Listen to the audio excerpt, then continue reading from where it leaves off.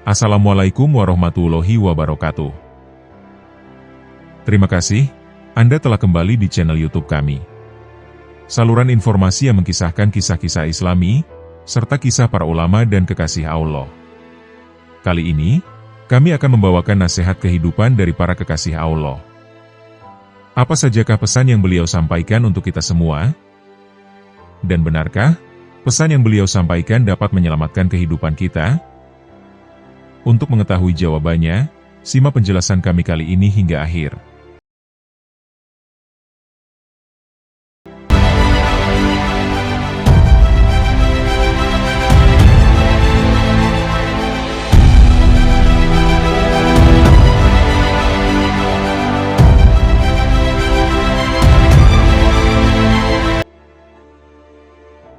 Berikut akan kami sampaikan tentang nasihat-nasihat dari para kekasih Allah, yang semoga dapat menjadi penuntun dalam kehidupan, agar kita selamat dunia akhirat. Nasihat dari Nabi Muhammad SAW. Makrifat adalah modalku, akal pikiran adalah sumber agamaku. Cinta adalah dasar hidupku, rindu kendaraanku, zikrullah adalah kawan dekatku. Keteguhan adalah perbendaharaanku, duka adalah kawanku, ilmu adalah senjataku. Ketabahan adalah pakaianku, kerelaan adalah sasaranku. Kesederhanaan adalah kebanggaanku, menahan diri adalah pekerjaanku. Keyakinan adalah makananku, kejujuran adalah perantaraanku. Ketaatan adalah ukuranku, berjihad adalah perangaiku, dan hiburanku adalah sholat. Janganlah engkau gantungkan hatimu kepada dunia, karena sesungguhnya aku tidak menjadikan dunia ini untuk engkau. Jadikan cintamu kepadaku, sebab tempat kembalimu adalah kepadaku. Bersungguh-sungguhlah engkau mencari surga. Putuskan harapan dari makhluk, karena sesungguhnya mereka itu sedikit pun tidak ada kuasa di tangan mereka. Rajinlah mengerjakan sholat tahajud, karena sesungguhnya pertolongan itu beserta qiyamul lail. Nabi Muhammad SAW bersabda, "Wahai Ali, apakah engkau menginginkan 600.000 kambing, 600.000 dinar, atau 600.000 kalimat?" Lalu Imam Ali menjawab, "Wahai Rasulullah, aku menginginkan 600.000 kalimat." Lalu Rasulullah SAW bersabda, "Wahai Ali, aku akan meringkas 600.000 kalimat itu dalam 6 kalimat. Pertama, jika engkau melihat manusia berlomba-lomba mengerjakan yang bukan kewajiban mereka, maka sibukkanlah dirimu dengan menyempurnakan kewajibanmu. Yang kedua, jika engkau melihat manusia berlomba-lomba dalam urusan dunia, maka sibukkanlah dirimu dengan urusan akhirat. Yang ketiga, apabila manusia sibuk mengurusi aib, atau mencela orang lain, maka uruslah aibmu sendiri. Yang keempat, jika manusia saling memperindah dunianya, maka hiasilah akhiratmu. Yang kelima, dan jika engkau melihat manusia sibuk dengan memperbanyak amal, maka beramallah yang ikhlas. Yang keenam, dan ketika engkau melihat manusia menjadikan makhluk sebagai perantaranya, maka jadikanlah Allah sebagai perantaramu. Sesungguhnya orang yang paling dibenci di hadapan Allah Ta'ala ialah orang yang ditinggalkan Allah Ta'ala bersendirian, ia tersesat dari jalan yang benar, dan bergerak tanpa petunjuk. Apabila ia dipanggil kepada perkebunan dunia ini, ia giat. Akan tetapi, apabila ia dipanggil ke perkebunan akhirat, ia enggan serta bertangguh, seakan-akan untuk apa yang ia giat adalah wajib baginya. Sedangkan, segala yang untuk itu, ia enggan tidak dituntut darinya." Nasihat dari Nabi Khidir alaihi salam. Jadikanlah pakaianmu itu bersumber dari zikir yang berbuah fakir. Perbanyaklah amal kebajikan. Terimalah ilmu yang tidak disampaikan dengan pembicaraan. Suatu hari nanti kamu tidak bisa mengelak dari kesalahan, karena akalmu melanggar larangannya. Oleh karena itu, pintalah ridho Allah Subhanahu wa Ta'ala. Janganlah selalu menyalahkan orang lain, jangan suka berdebat tentang hal-hal yang tidak perlu. Sampaikan ilmumu kepada orang lain yang berhak menerima dengan ikhlas, dan pelajari ilmu-ilmu yang belum kamu pahami. Kurangilah usaha duniawi, terbukalah kepada siapa saja secara lahir dan batin. Bersikaplah arif kepada semua makhluk, terutama manusia, karena sifat arif menjadi rahmat bagi alam semesta. Apabila datang orang bodoh mencacimu, Hadapilah ia dengan penuh kedewasaan, serta keteguhan hati. Tahanlah hawa nafsumu dengan mendekatkan diri kepadanya.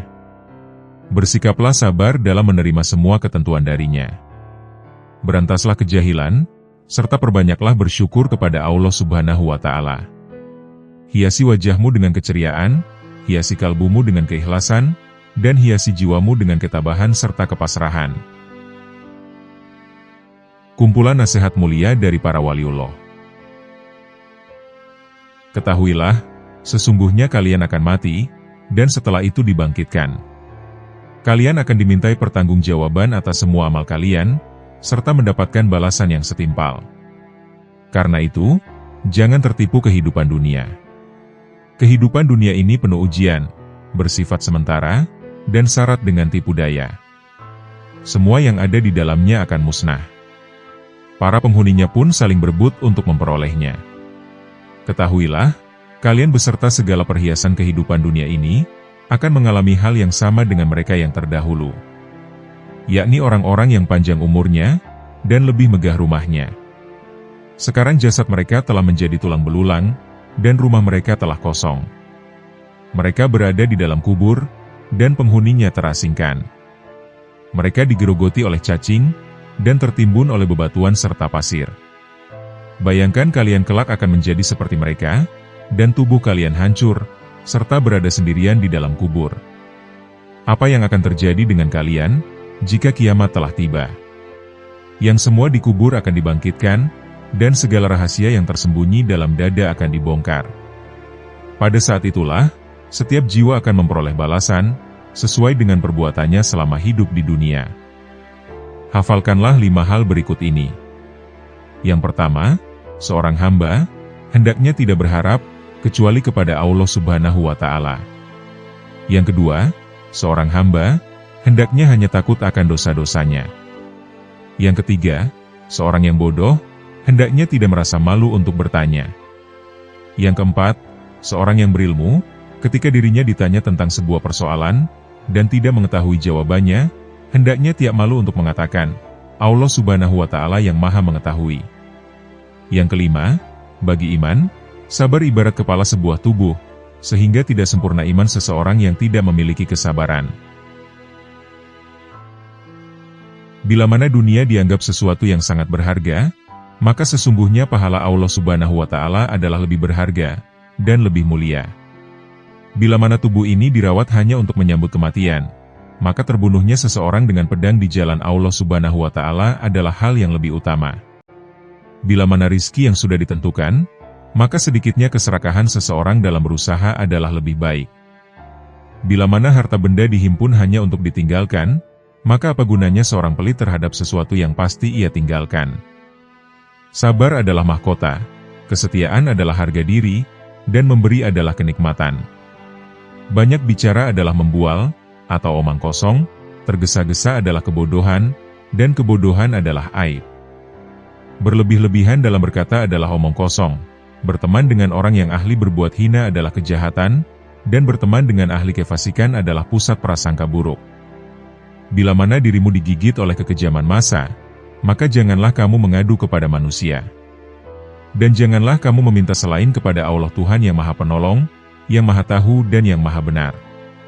Karena seandainya kamu hidup, dan kamu telah berkeliling dari belahan barat sampai ke belahan timur, maka tentu kamu tidak menemukan seorang pun, yang mampu membuat orang lain bahagia atau sengsara. Tinggalkan apa yang meragukan hatimu, dan beralihlah kepada sesuatu yang tidak meragukan hatimu, karena sesungguhnya kebenaran itu membawa ketenangan di dalam hati. Manusia celaka karena 3 hal. Pertama sombong, kedua rakus, dan ketiga dengki. Sombong adalah penyebab rusaknya agama, dan karena sifat inilah iblis mendapat laknat. Rakus adalah musuh bagi hati manusia, dan karena sifat inilah Nabi Adam dikeluarkan dari surga. Dengki adalah menuju kejahatan, dan karena sifat inilah Qabil membunuh Habil. Sesungguhnya, petir bisa saja menyambar seorang mukmin atau bukan. Akan tetapi, petir tak akan menyambar orang yang berzikir. Wahai putraku, hindarilah sifat malas dan bosan, karena keduanya merupakan kunci keburukan. Sesungguhnya jika engkau malas, maka engkau tidak akan banyak melaksanakan kewajiban. Dan jika engkau bosan, maka engkau tak akan tahan dalam menunaikan kewajiban. Seburuk-buruknya seorang teman itu adalah seseorang yang hanya menemanimu ketika kamu kaya, dan meninggalkanmu ketika kamu miskin. Jika engkau menginginkan suatu kenikmatan dapat terus engkau nikmati, maka perbanyaklah mensyukurinya. Jika engkau merasa rizkimu lambat datang, maka perbanyaklah istighfar. Jika engkau ditimpa kesedihan, maka perbanyaklah membaca la haula wala quwata illa billah. Jika engkau takut, maka ucapkanlah hasbunallah wa ni'mal wakil. Jika engkau kagum terhadap sesuatu, maka ucapkanlah masya Allah, la quwata illa billah. Jika engkau dikhianati, maka bacalah, wa ufawidu amri ilallah, innawullaha basirum bil ibad. Jika engkau ditimpa kesumpekan, maka ucapkanlah la ilaha illa anta, subhanaka inni kuntu minadz zolimin.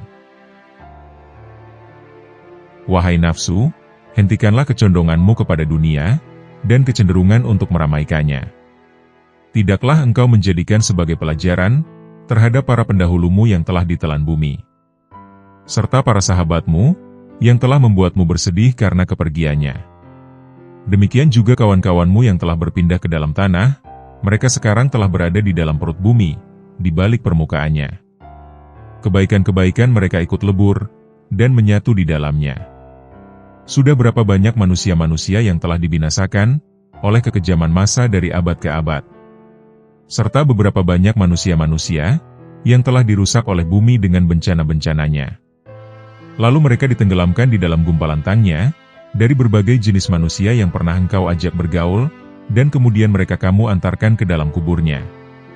Betapa banyak manusia yang telah ditipu oleh dunia dari mereka, yang justru mendiaminya.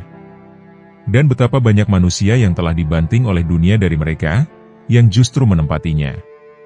Lalu dunia itu tidak mau mengangkatnya lagi dari keterpelesetannya, tidak menyelamatkannya dari kebinasaannya, tidak menyembuhkan dari kepedihannya, tidak membebaskannya dari penyakitnya, dan tidak melepaskannya dari penderitaannya.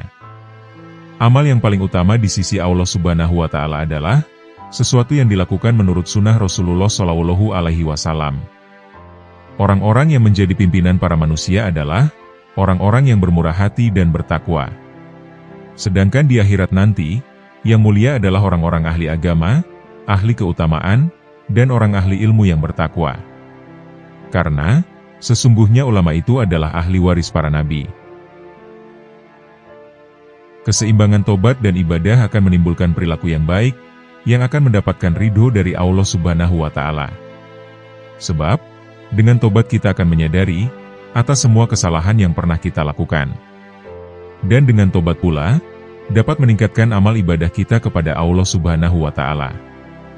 Sesuai sabda Rasulullah Shallallahu Alaihi Wasallam, apabila Allah Subhanahu wa Ta'ala menghendaki seseorang menjadi baik, maka Dia membuatnya menyadari akan kesalahan-kesalahannya. Tiada bekal yang lebih utama daripada takwa. Tiada sesuatu yang lebih baik daripada diam. Tiada musuh yang lebih berbahaya daripada kebodohan. Dan tiada penyakit yang lebih parah daripada berbohong. Jika engkau mendengar suatu kalimat dari seorang muslim, maka bawalah kalimat itu pada sebaik-baiknya tempat yang engkau temui. Jika engkau tidak mampu untuk mendapatkan wadah tempat kalimat tersebut, maka celalah dirimu sendiri. Barang siapa yang menjaga hatinya dari kelalaian berzikir, melindungi dirinya dari jerat syahwat, serta menjaga akalnya dari penyimpangan, maka dia akan dikelompokkan ke dalam golongan mereka yang hidup hatinya. Kemudian bagi mereka yang menjaga diri, dari memanfaatkan ilmu pengetahuan yang dimilikinya, untuk kepentingan pribadi, yang memelihara keimanannya dari bid'ah-bid'ah yang merusak, serta memelihara hartanya dari sesuatu yang haram, maka dirinya akan dikelompokkan ke dalam golongan orang-orang yang soleh. Jika engkau menjumpai sesuatu yang tidak engkau sukai dari perbuatan saudaramu, maka carilah satu, atau bahkan sampai 70 alasan, untuk membenarkan perbuatan saudaramu itu. Dan jika engkau masih belum mendapatkannya, maka katakanlah, semoga ia mempunyai alasan tertentu, atau mengapa ia sampai berbuat demikian, yang mana aku tidak mengetahuinya. Wahai anakku, barang siapa membuka aib orang lain, maka aib keturunannya akan tersingkap. Barang siapa menghunus pedang seorang yang bengis, maka dia akan terbunuh darinya. Barang siapa menggali lubang untuk mencelakakan saudaranya, maka dia sendiri yang akan terjerumus ke dalamnya. Barang siapa memasuki tempat-tempat yang biasa dikunjungi orang-orang bodoh, maka dia akan direndahkan. Barang siapa bergaul dengan ulama, dia akan dimuliakan. Dan barang siapa memasuki tempat-tempat kemaksiatan, maka dia akan dituduh berbuat maksiat. Hidup di dunia bagaikan ular berbisa, yang lembut sentuhannya, dan racunnya akan mematikan. Berhati-hatilah hidup di dunia yang penuh pesona, rayuan, dan godaan. Engkau tidak akan memperoleh hakikat iman, selama engkau mencela seseorang dengan sebuah aib yang ada pada dirimu sendiri. Perbaikilah aibmu, baru kemudian engkau perbaiki orang lain. Setiap engkau perbaiki satu aibmu, maka akan tampak aib lain yang harus engkau perbaiki. Akhirnya, engkau sibuk memperbaiki dirimu sendiri. Dan sesungguhnya hamba yang paling dicintai Allah Subhanahu wa Ta'ala adalah hamba yang sibuk memperbaiki dirinya sendiri. Sepanjang sejarah kehidupan manusia, tidak ada hari seperti hari kiamat, hari di mana aib terbuka, dan mata menangis. Orang zuhud itu mempunyai 3 syarat. Yang pertama, sedikit sekali menggemari dunia, sederhana dalam menggunakan segala miliknya, menerima apa yang ada, juga tidak merisaukan segala sesuatu yang tidak ada. Akan tetapi, dia giat dalam bekerja, karena bekerja adalah mencari rizki, sedangkan mencari rizki adalah suatu kewajiban. Yang kedua, pujian dan celaan adalah hal yang sama. Tidak bergembira bila mendapat pujian, juga tidak bersedih jika mendapat celaan atau hinaan. Yang ketiga, mengutamakan ridho Allah Subhanahu wa Ta'ala daripada ridho manusia, atau merasa tentram jiwanya bila bersama Allah Subhanahu wa Ta'ala, dan merasa bahagia sebab dapat mentaati semua tuntutannya. Berikut ini adalah 10 pesan Syekh Ibrahim bin Adham radhiyallahu anhu. Yang pertama, kalian mengenal Allah, tetapi kalian tidak menunaikan haknya. Yang kedua, kalian mengaku mencintai Rasul-Nya, tetapi kalian meninggalkan sunnah-Nya. Yang ketiga, kalian membaca Al-Quran, tetapi kalian tidak mengamalkan isinya. Yang keempat, kalian banyak diberi nikmat karunia, akan tetapi kalian tidak mensyukurinya. Yang kelima, kalian mengatakan bahwa setan adalah musuh, tetapi kalian justru mengikuti langkahnya. Yang keenam, kalian mengaku bahwa surga adalah benar adanya, namun kalian tidak melakukan amalan-amalan yang mengantarkan ke sana. Yang ketujuh, kalian mengaku bahwa neraka adalah benar adanya, tetapi kalian tidak lari dari panas siksanya. Yang kedelapan, kalian mengaku bahwa kematian benar adanya, namun kalian tidak mempersiapkan diri ke sana. Yang kesembilan, kalian sibuk mengurusi kekurangan orang lain, tetapi kalian lupa akan kekurangan diri sendiri. Dan yang kesepuluh, kalian menguburkan jenazah, akan tetapi tidak mau mengambil pelajaran dari peristiwa kematian. Ada 6 perkara yang perlu diingat. Yang pertama, orang yang banyak bicara, janganlah kamu harapkan sangat atas kesadaran hatinya. Yang kedua, orang yang banyak makan, janganlah kamu harapkan sangat atas kata-kata hikmat darinya. Yang ketiga, orang yang banyak bergaul dengan manusia, janganlah kamu harapkan sangat atas kemanisan ibadahnya. Yang keempat, orang yang cinta kepada dunia, janganlah kamu harapkan sangat atas husnul khotimahnya. Yang kelima, orang yang memilih berkawan dengan orang yang zolim, janganlah kamu harapkan sangat kelurusan agamanya. Yang keenam, orang yang mencari keridhaan manusia, janganlah harapkan sangat akan keridhaan Allah Subhanahu wa Ta'ala daripadanya. Aku tinggalkan ridho manusia, hingga aku mampu untuk berbicara menyampaikan kebenaran. Jika kamu mengklaim bahwa dirimu termasuk orang-orang yang berlindung dari neraka, dan menginginkan surga, maka perjuangkanlah apa yang kamu cari, dan jangan sampai disesatkan oleh keinginan duniawi. Siapapun menolak hadis Nabi, ia berada di ambang kehancuran. Wanita suka dengan perhatian, dan mereka suka diberitahu dengan jelas bahwa mereka dicintai. Maka jangan pelit dalam mengekspresikan cinta kepada istrimu. Jika kamu membatasi diri dalam mengekspresikan cintamu, maka kamu akan menciptakan penghalang yang keras antara kamu dan dia, dan itu akan mengurangi kasih sayang.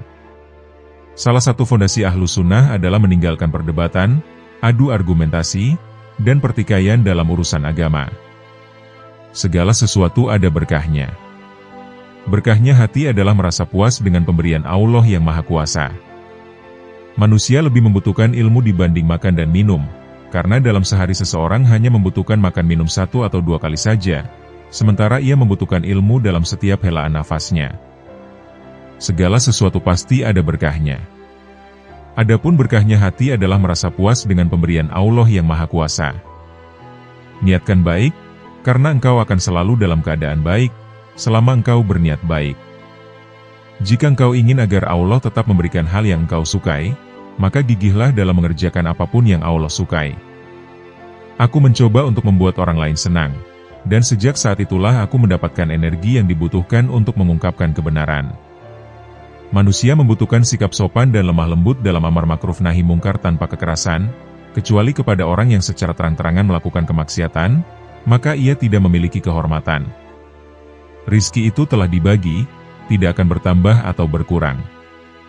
Rizki itu disebut bertambah, jika pemiliknya memperoleh kemudahan dari Allah untuk menginfakannya dalam ketaatan. Barang siapa yang mati dalam Islam dan mengikuti sunnah Rasulullah, maka mati dalam kebaikan. Kebaikan terletak pada orang yang tidak melihat kebaikan dalam dirinya sendiri. Jika seseorang benar-benar menyadari nilai dirinya, lalu apa untungnya ia mengharapkan pujian dari manusia? Jika takdir sudah ditentukan kepada seseorang, maka dia akan memilih seseorang yang sudah Allah pilihkan untuknya. Hati akan menjadi lembut dengan memakan makanan yang halal. Hari terbaikku adalah ketika aku terbangun, dan mendapati isi lemariku telah kosong. Karena pada saat itu, berarti aku telah sepenuhnya tawakal kepada Allah. Aku ingin sekali hidup di lembah-lembah negeri Mekah, agar tidak dikenali. Sungguh aku telah diuji dengan ketenaran, sesungguhnya pagi dan petang aku selalu berharap kematian. Semua orang harus bertawakal kepada Allah, tapi mereka juga harus berusaha mencari nafkah untuk memenuhi kebutuhan mereka. Sibukkan dirimu dengan setiap amal kebaikan, dan bersegeralah untuk melakukannya, sebelum datang sesuatu yang menghalangimu untuk melakukan kebaikan tersebut. Cintailah orang soleh, karena mereka memiliki kesolehannya. Cintailah Nabi Muhammad SAW, karena dia kekasih Allah Subhanahu wa Ta'ala. Dan cintailah Allah Subhanahu wa Ta'ala, karena dia kecintaan Nabi dan orang-orang soleh. Dunia adalah tempat yang licin dan menggelincirkan, rumah yang hina, bangunan-bangunannya akan runtuh. Penghuninya akan beralih ke kuburan, perpisahan dengannya adalah sesuatu keniscayaan, kekayaan di dunia sewaktu-waktu bisa berubah menjadi kemiskinan. Bemegah-megahan adalah suatu kerugian, maka memohonlah perlindungan Allah Subhanahu wa Ta'ala, dan terimalah dengan hati yang lapang atas segala karunia-Nya.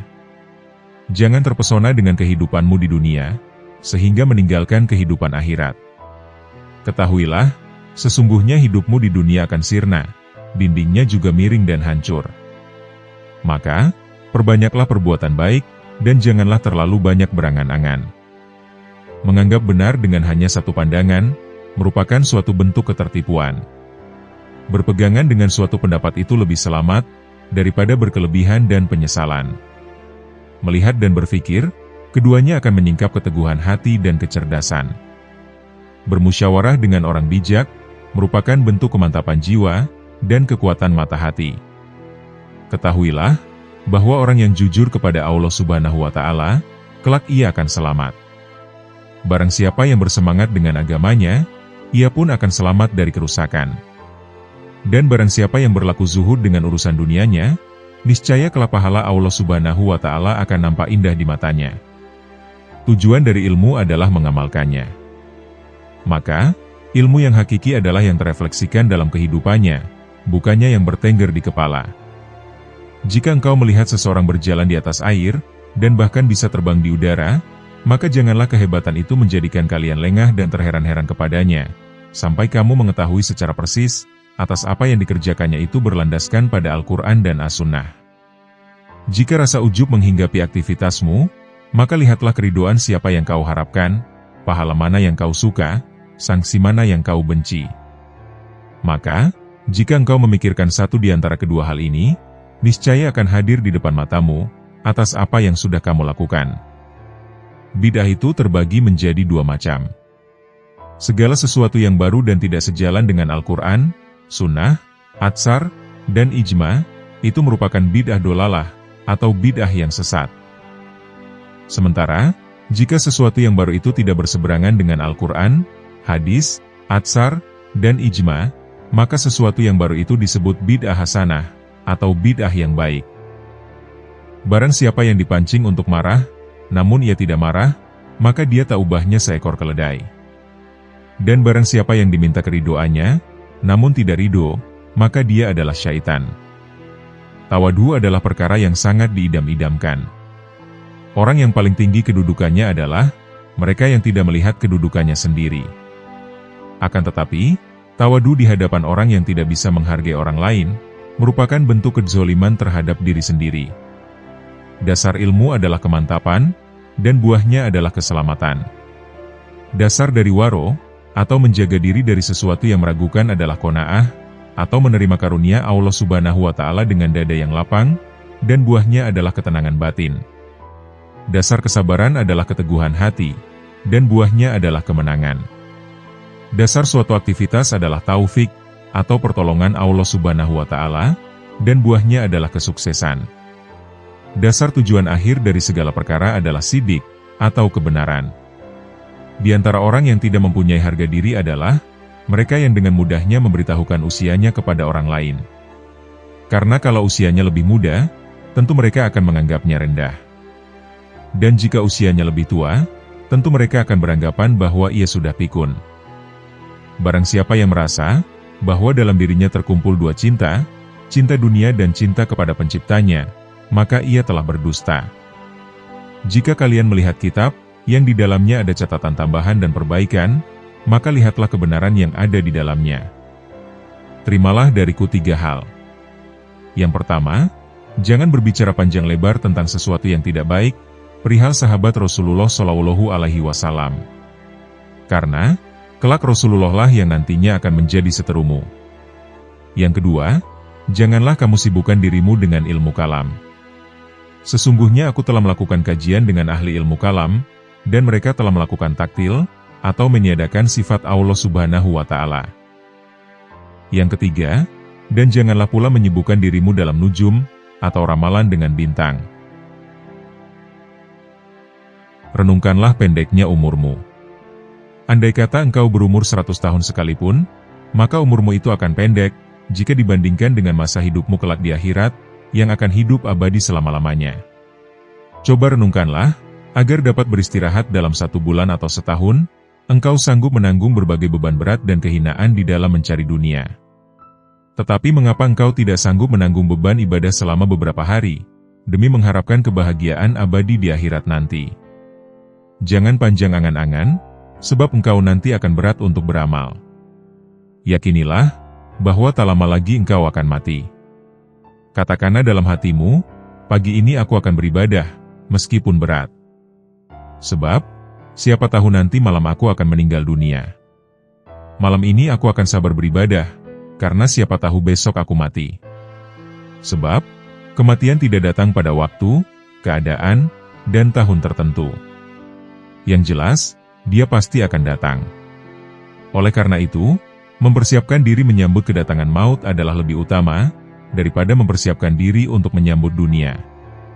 Bukankah engkau menyadari betapa pendek hidupmu di dunia? Bukankah bisa jadi ajalmu hanya tersisa 1 hari, atau bahkan hanya tinggal 1 tarikan hembusan nafas saja? Lakukanlah hal ini, dan paksakan dirimu untuk sabar beribadah kepada Allah Subhanahu wa Ta'ala. Andai kata engkau ditakdirkan untuk hidup selama 50 tahun, dan engkau biasakan dirimu untuk sabar dalam beribadah, maka nafsumu akan tetap berontak. Tetapi ketika maut menjemput, maka engkau akan berbahagia selama-lamanya. Akan tetapi, ketika engkau tunda-tunda dirimu untuk beramal, sedangkan kematian akan datang di waktu yang tidak kau perkirakan. Kehidupan seorang muslim tidak dapat dicapai dengan sempurna, kecuali mengikuti jalan Allah Subhanahu wa Ta'ala, yang dilaluinya secara bertahap. Tahapan-tahapan itu antara lain adalah tobat, sabar, fakir, zuhud, tawakal, cinta, makrifat dan ridho. Oleh karena itulah, seseorang yang mempelajari tasawuf, maka wajib baginya mendidik jiwa dan akhlaknya. Sementara itu, hati adalah cermin yang sanggup menangkap makrifat. Dan kesanggupan itu terletak pada hati yang suci dan jernih. Berbicara tentang nasihat, kulihat diriku tak pantas untuk memberikannya. Sebab, nasihat seperti zakat dan nisabnya adalah kemampuan untuk memetik nasihat itu bagi dirinya sendiri. Seseorang yang belum mencapai nisab, bagaimana ia akan mengeluarkan zakat? Dan seorang yang tak memiliki cahaya, bagaimana dapat dijadikan sebagai alat penerang oleh orang lain? Bagaimana bayangan akan lurus jika kayunya bengkok? Allah Subhanahu wa Ta'ala telah mewahyukan kepada Isa bin Maryam alaihi salam, "Nasihatilah dirimu. Jika kau mampu memetik nasihat, maka nasihatilah orang lain. Jika tidak, maka malulah kepadaku." Barang siapa hendak mengetahui aib-aibnya, maka ia dapat menempuh 4 jalan berikut. Yang pertama, duduk di hadapan seorang guru yang mampu mengetahui keburukan hati dan berbagai bahaya yang tersembunyi di dalamnya. Kemudian ia memasrahkan dirinya kepada sang guru, dan mengikuti petunjuknya dalam bermujahadah membersihkan aib itu. Ini adalah keadaan seorang murid dengan syekhnya, dan seorang pelajar dengan gurunya. Sang guru akan menunjukkan aib-aibnya dan cara pengobatannya. Tapi di zaman ini, guru semacam ini sangatlah langka. Yang kedua, mencari seorang teman yang jujur, yang memiliki basiroh, atau mata hati yang tajam, dan berpegangan pada agama. Ia kemudian menjadikan temannya itu sebagai pengawas, yang mengamati keadaan, perbuatan, serta semua aib batin dan zohirnya, sehingga ia dapat memperingatkannya. Demikian inilah yang dahulu dilakukan oleh orang-orang cerdik, orang-orang terkemuka, dan para pemimpin agama. Yang ketiga, berusaha mengetahui aib dari ucapan musuh-musuhnya. Sebab, pandangan yang penuh kebencian akan berusaha menyingkapkan keburukan seseorang. Bisa jadi, manfaat yang diperoleh seseorang dari musuh yang sangat membencinya, dan suka mencari-cari kesalahannya, adalah lebih banyak dari teman yang suka bermanis muka, memuji, dan menyembunyikan aib-aibnya.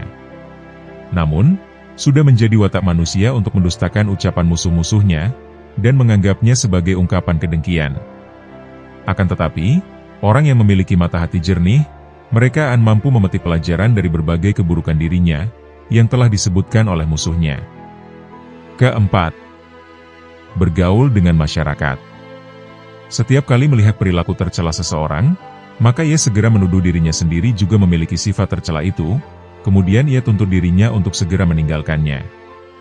Sebab, seorang mukmin adalah cermin bagi mukmin lainnya. Ketika melihat aib orang lain, ia akan melihat aib-aibnya sendiri.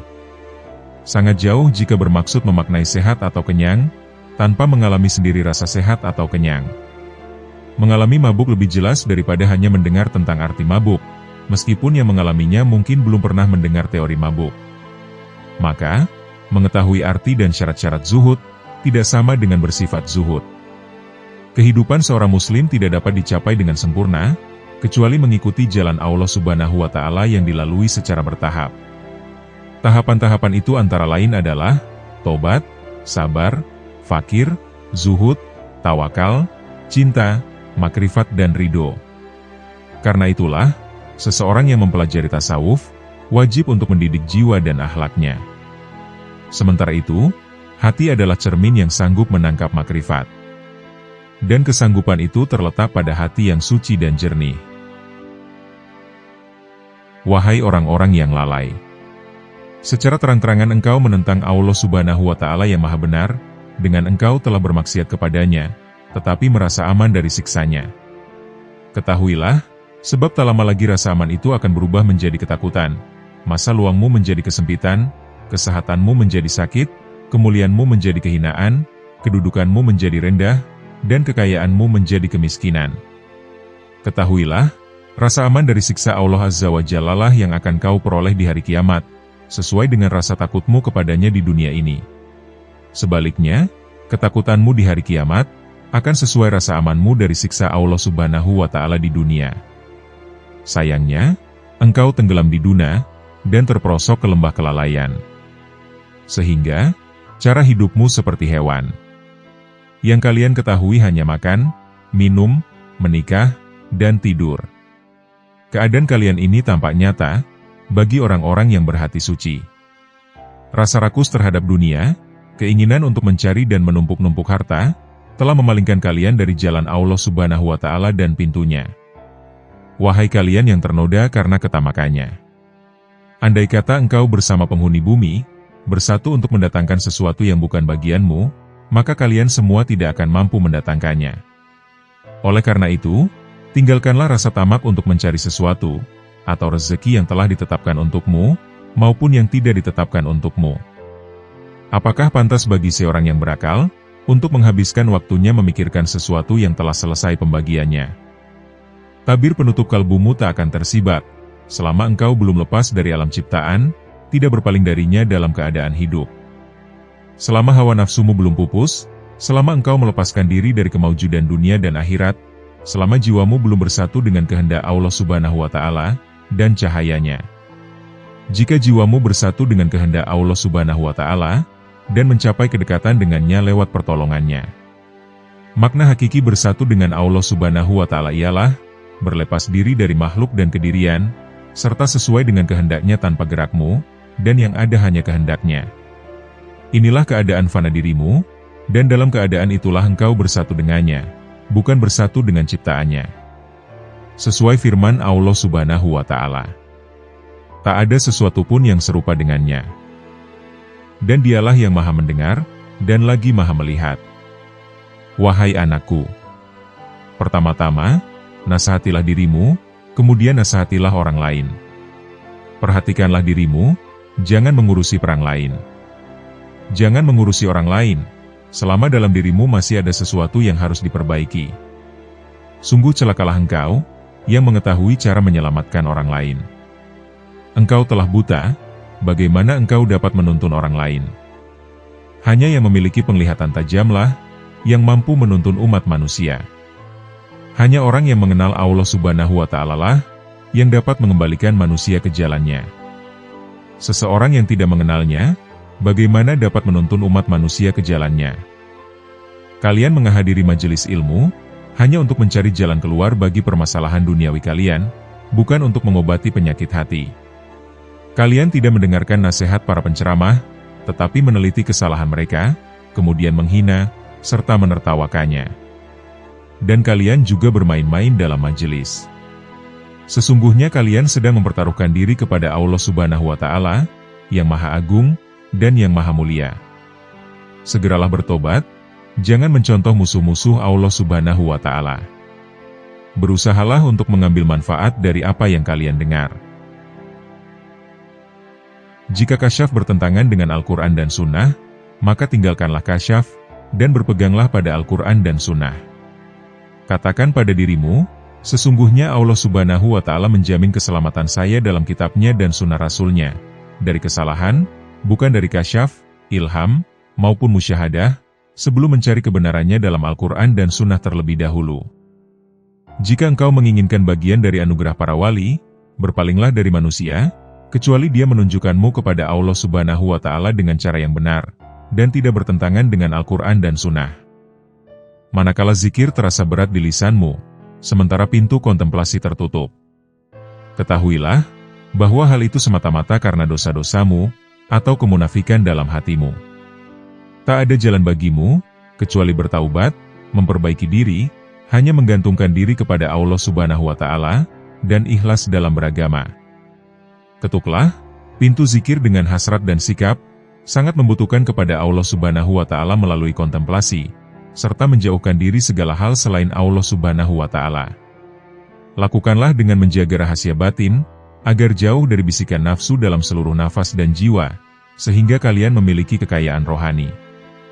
Tuntaskan lisanmu dengan berzikir, hatimu untuk tafakur, dan tubuhmu untuk menuruti perintahnya. Dengan demikian, kalian bisa tergolong ke dalam orang-orang yang soleh. Semua manusia membutuhkan ilmu, ilmu membutuhkan amal, amal membutuhkan akal, akal membutuhkan taufik, dan taufik adalah pemberian Allah Subhanahu wa Ta'ala. Setiap ilmu tanpa amal, maka batil. Setiap ilmu dan amal tanpa niat, maka tiada bernilai.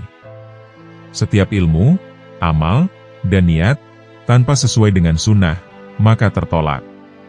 Setiap ilmu, amal, niat, dan sesuai sunnah, tapi tanpa waro, maka itu adalah suatu kerugian. Sebab, Dikhawatirkan pelakunya akan kehilangan semuanya, di saat hari ditimbangnya amal. Janganlah engkau beranggapan, bahwa amalan-amalan lahirmu itu bernilai sedikit dari amalan batin, lebih baik dari lautan amalan lahir. Obatnya hati adalah tidak tergantung pada makhluk. Barang siapa yang tidak mempunyai wirid, maka ia seperti monyet. Barang siapa yang tidak menelaah, dan mempelajari kitab Ihya, maka ia tidak punya rasa malu. Sesungguhnya aku tidak takut miskin. Sebab, aku yakin bahwa karunia Allah lebih dekat dari yang di tanganku. Sesungguhnya aku tidak membenci kematian. Sebab, yang membenci kematian, berarti membenci bertemu dengan Allah Subhanahu wa Ta'ala. Aku tidak pernah membenci tamu, meskipun aku tidak memiliki sesuatu yang dapat aku hidangkan. Syekh Abdurrahman As-Segaf berkata, bila mana ayahku sedang membaca satu ayat Al-Quran, maka lidah beliau seolah-olah menjadi bara. Dan tak lama kemudian akan terlihat bibir beliau terbakar, karena dahsyatnya rasa khauf beliau kepada Allah Subhanahu wa Ta'ala. Dan ayahandaku pernah berkata kepadaku, kalau sekiranya lidahku berada di luar badanku ketika aku sedang membaca ayat Al-Quran, niscaya akan aku bakar lidahku dengan tanganku sendiri. Hal itu sebagai peringatan bagi diriku sendiri, agar bertakwa kepada Allah Subhanahu wa Ta'ala. Di antara waktu yang bernilai tinggi, merupakan pembuka pembendaharaan ilahi, yakni di antara zuhur dan asar, maghrib dan isya, dan tengah malam terakhir, sampai waktu bagda subuh. Sumber segala kebaikan, dan pangkal segala kedudukan dan keberkahan, akan dicapai melalui ingat mati, ingat kubur, dan ingat bangkai. Keriduan Allah Subhanahu wa Ta'ala dan Rasul-Nya terletak pada mutolaah, atau mempelajari dan memperdalam Al-Quran dan hadis, serta kitab-kitab agama Islam. Meninggalkan dan menjauhi ghibah adalah raja atas dirinya. Menjauhi naimah atau mengadu domba adalah ratu dirinya. Baik sangka kepada orang lain adalah wilayah dirinya. Duduk bercampur dalam majelis zikir adalah keterbukaan hatinya. Peraslah jasadmu dengan mujahadah, atau memerangi hawa nafsu dunia, sehingga keluarlah minyak kemurnian. Barang siapa yang menginginkan keridoan Allah, hendaklah mendekatkan diri kepada Allah Subhanahu wa Ta'ala. Karena keajaiban dan kelembutan Allah, terdapat pada akhir malam. Jangan kau abaikan sedekah pada setiap hari, sekalipun sekecil atom, serta perbanyaklah baca Al-Quran setiap siang dan malam hari. Ciri-ciri orang yang bahagia adalah, orang yang mendapatkan taufik dalam hidupnya, banyak ilmu dan amalnya, serta baik perangi maupun tingkah lakunya. Orang yang berakal adalah yang diam, yang tidak bicara sembarangan. Orang yang takut pada Allah Subhanahu wa Ta'ala adalah orang yang banyak sedih atau merasa bersalah. Orang yang roja, atau mengharap ridho Allah Subhanahu wa Ta'ala adalah orang yang banyak melakukan ibadah. Orang yang mulia adalah orang yang bersungguh-sungguh dalam kebaikan, dan ridho Allah Subhanahu wa Ta'ala yang didambakan hidupnya. Orang yang bertaubat adalah orang yang menyesali perbuatannya, menjauhi pendengaran yang tidak bermanfaat, dan mendekatkan diri kepada Allah Subhanahu wa Ta'ala. Sumber-sumber ilmu tidak akan berkurang sedikit pun dari generasi terkemudian. Akan tetapi, pada umumnya mereka datang dengan membawa wadah yang bocor, sehingga tidak memperoleh ilmu, kecuali sedikit. Sebagian orang yang datang dengan membawa bejana, yang dapat mencukupi dalam waktu sebulan, ada juga yang mencukupinya hanya 8 hari, ada juga yang hanya mencukupinya sehari, tetapi ada juga yang dapat mencukupinya sepanjang hidupnya. Dulu di antara manusia ada yang datang membawa pelita, lengkap dengan minyak dengan koreknya, yakni dengan persiapan yang lengkap, sehingga gurunya dapat menyalakan. Akan tetapi kini, banyak di antara mereka yang datang kepada gurunya, tetapi mereka tidak membawa apapun yang gurunya dapat menyalakan. Hendaknya orang-orang yang menghendaki keselamatan akhirat meninggalkan tidurnya, demi untuk mendapatkan siraman rahmat di malam hari. Hendaknya kalian senantiasa menghadirkan hati kalian kepada Allah Subhanahu wa Ta'ala, dan hendaknya kalian bertawakal kepadanya sepenuh hati. Sebab, Allah Subhanahu wa Ta'ala mengetahui dimanapun kalian berada. Alangkah entengnya musibah dalam agama menurut kalian, padahal kalian tidak pernah menyatakan belasungkawa, andai kata aku terlambat sholat berjamaah. Bila waktu sholat telah tiba, tinggalkanlah semua kegiatanmu, Sebab, Allah Subhanahu wa Ta'ala lebih pantas diperhatikan daripada yang lain. Janganlah terlalu peduli dengan dunia dan penghuninya, dan janganlah merasa iri pula dengan pakaian atau makanan yang dimiliki oleh penghuninya. Yang dikatakan orang baik adalah seorang yang telah melewati pintu surga sampai masuk ke dalamnya. Perbanyaklah membaca istighfar dan alhamdulillah sebanyak mungkin setelah membaca maulid.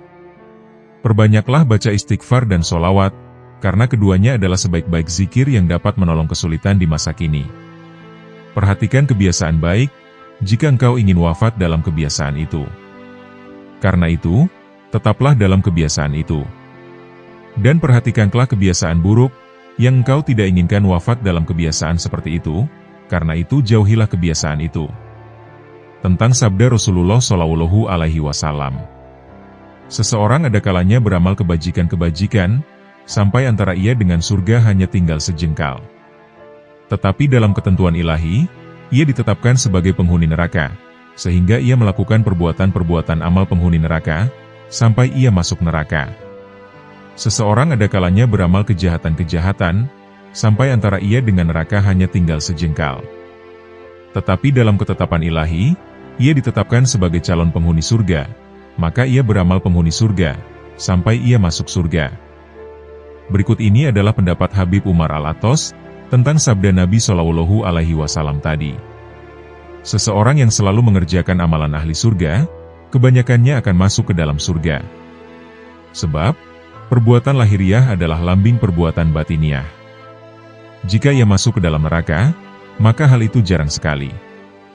Hal itu seperti orang yang jatuh dari tempat yang tidak terlalu tinggi, dan tentunya orang itu tidak akan berbahaya. Demikian pula seorang yang melakukan amal-amal ahli neraka, yang kebanyakannya ia akan masuk ke dalam neraka. Tetapi jika ia masuk ke dalam surga, maka hal itu jarang sekali terjadi. Hal itu seperti orang yang jatuh dari puncak gunung, dan kebanyakan akan wafat. Barang siapa memiliki hubungan dengan orang-orang yang telah meninggal dunia, dengan terbiasa menghadiahkan pahala membaca Al-Quran, zikir, doa, sedekah, dan ibadah lainnya, maka kelak dikubur dia tidak akan merasa kesepian. Bahkan setelah meninggal dunia, dia tetap akan merasa senang. Dia seperti orang yang berkunjung ke rumah teman, yang pandai menghibur, dan selalu memuliakannya. Wahai saudaraku, jangan tinggalkan satupun sunnah dan adab yang terdapat dalam syariat, tanpa udzur atau alasan yang benar.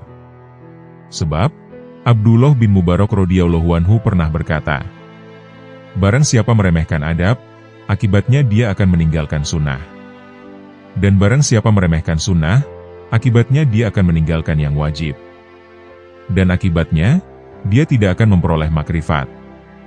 Rasulullah Shallallahu Alaihi Wasallam bersabda, maksiat merupakan utusan kekufuran. Memandang remeh hal-hal yang makruh, akan mendorong seseorang untuk berbuat yang haram. Dan meremehkan yang haram, akan mendorong seseorang untuk kufur.